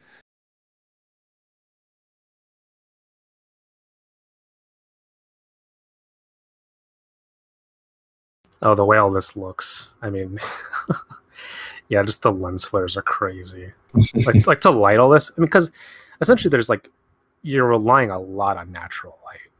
There's a lot of that here. I mean, he's very selective about like making it all appear naturalistic. That there's some stuff, but like yeah, trying to make sense of this. Uh, Well, yeah, to see anything on film, you need the whole circus out there to light it. yeah, but it's like it's like you don't want it to look like that though, especially man. He never wants that. So it has to be Yeah, there's very got to be a subtle. little It's got to light be source. very delicate. Yeah, yeah. Now, Right. I this mean, shot with like him against the checkered building. I mean, again, this is like Antonioni. There's something so oh, uh beautiful. Wow. fucking yeah, like it's just this really alienated, beautiful, cold modernism. This image of something that's like implacable and it's like you're looking at like Roman ruins or something. It's like it's all with decked out with like modern tech and it has this feeling to it that's like very robust and like these just concrete structures, right? Like it's like what are these things? Who the fuck knows? But like we're just in like a negative zone where no one actually exists except for technicians, right? And these guys, again, this is like a classic fucking. This is a Western moment, right? This is like an Anthony Mann movie. Well, yeah. Speak of another man. Yeah, and the environment comes alive, and you read it Well, in either. the planes are a metronome, right? They come and go. There's a way that the light flashes on and off, and it's like again, it's like very expressionistic, where everything is colliding in this like weird. Everything's super loud, but then it descends into like, oh, now it's quiet again. Hmm. The way that Vincent is with his pistol out like this, it's almost like a doctor with a stethoscope. Like I just Yeah, he's love like probing the environment. yeah, and just the desperation, the fear in Neil's performance or in De Niro's performance. Yeah, I mean, this whole scene, you could see Johnny Toe. He could stage something very similar like this. The geography is impeccable. Yeah. You really know where you're at, and just the patience that man handles it with. It's superb. It's very tactile. You feel this collision of like faces crushed against the sky, but then like the texture of these little blockades of buildings. Yeah, I mean, it'll be interesting to see like the because the final set pieces in Heat 2 are just like exhaustively big. They're like They're it very reminds large. me, yeah, To Live and Die in LA. Like it kind of reminded me, especially the last one. There's like a car chase and like a big showdown. Well, that bit it felt like Lethal Weapon to me. That whole scene on the Yeah, freeway. Yeah. yeah.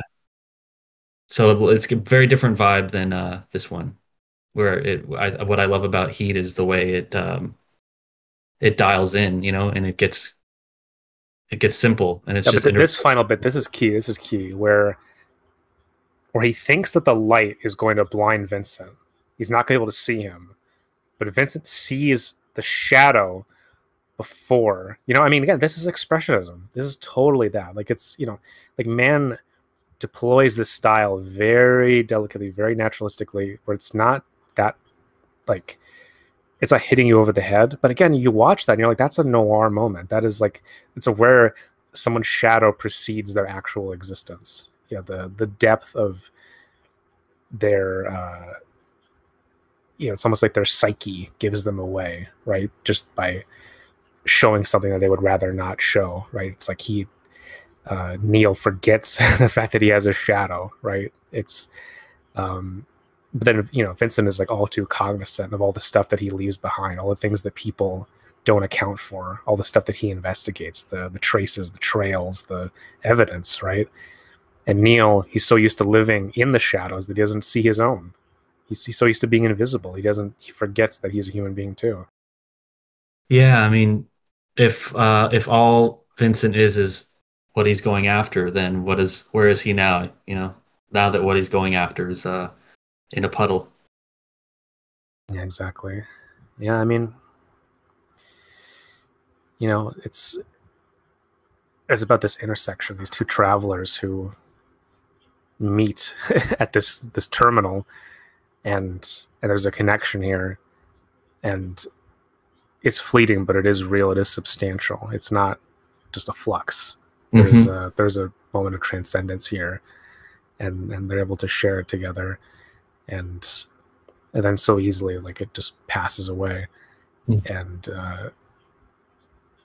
even though Neil dies, you get the sense that Vincent ultimately is haunted. There's Yeah, it imparts something onto him. I Yeah. mean, and this is painterly. Look at this, the way that everything is organized. It's so painterly. Yeah, it just it really it focuses this huge collage into just this like yeah, supernova.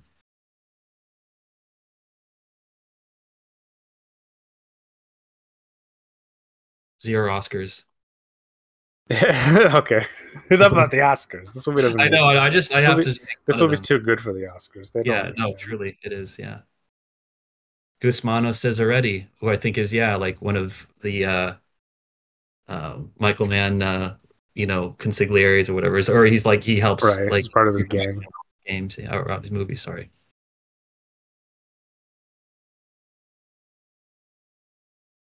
I realized that I had the soundtrack to this.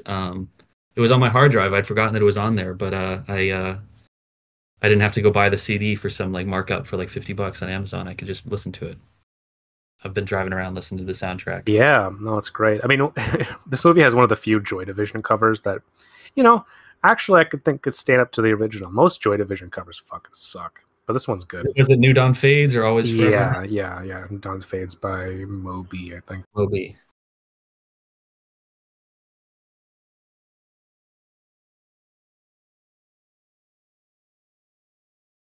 Yeah, I don't know. Is this the best Michael Mann movie? Sometimes I think it is. It's hard to say. He's made a lot of good movies.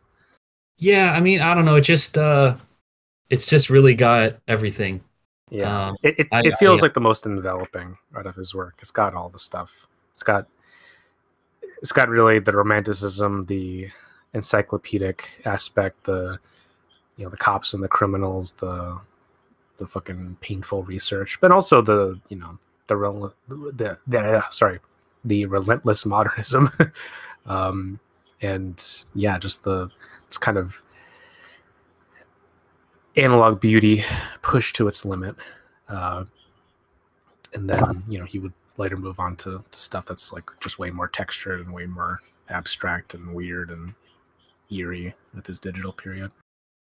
right, and like there's unsentimental on one hand, but also like Unsentimental, but also very sentimental. Yeah. yeah, I mean, but you know what I mean when I say that, right? It's like there's a kind of non-judgmental quality to it, No, but it's also man passes no judgment on his character except for Waingro. Like the Waingro type, he always hates. yeah, and but deep empathy, I think. Like I think that sometimes Michael Mann's misunderstood as just kind of being super dry and like Well, he presents not himself as a Kubrick type, but really he's not. yeah, I mean, Kubrick would never make a movie like this. This movie is like very heartfelt and very earnest. yeah, Um, passionate. Yeah. there's no like Michael Mann doesn't make ironic movies, which is, you know, it's fascinating to me.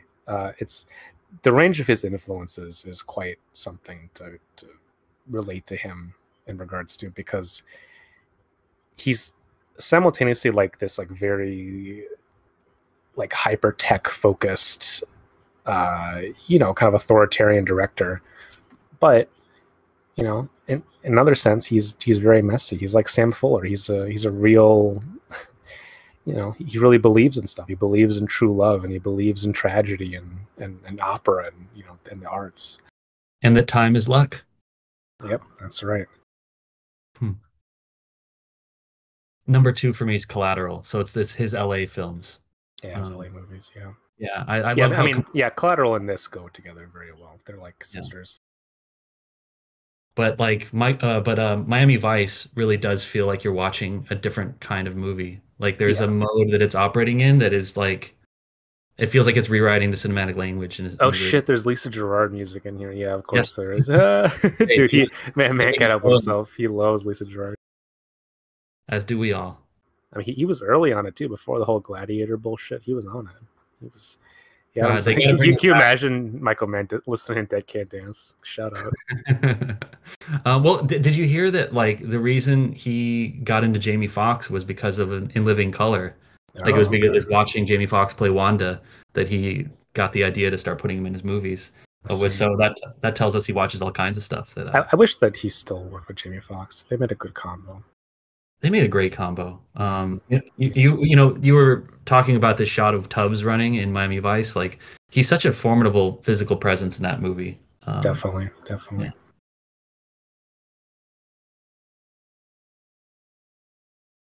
All right. Well, that was Heat, everyone. Hope you enjoyed our commentary, and we'll see you next time. See you on the other side. Bye. Bye.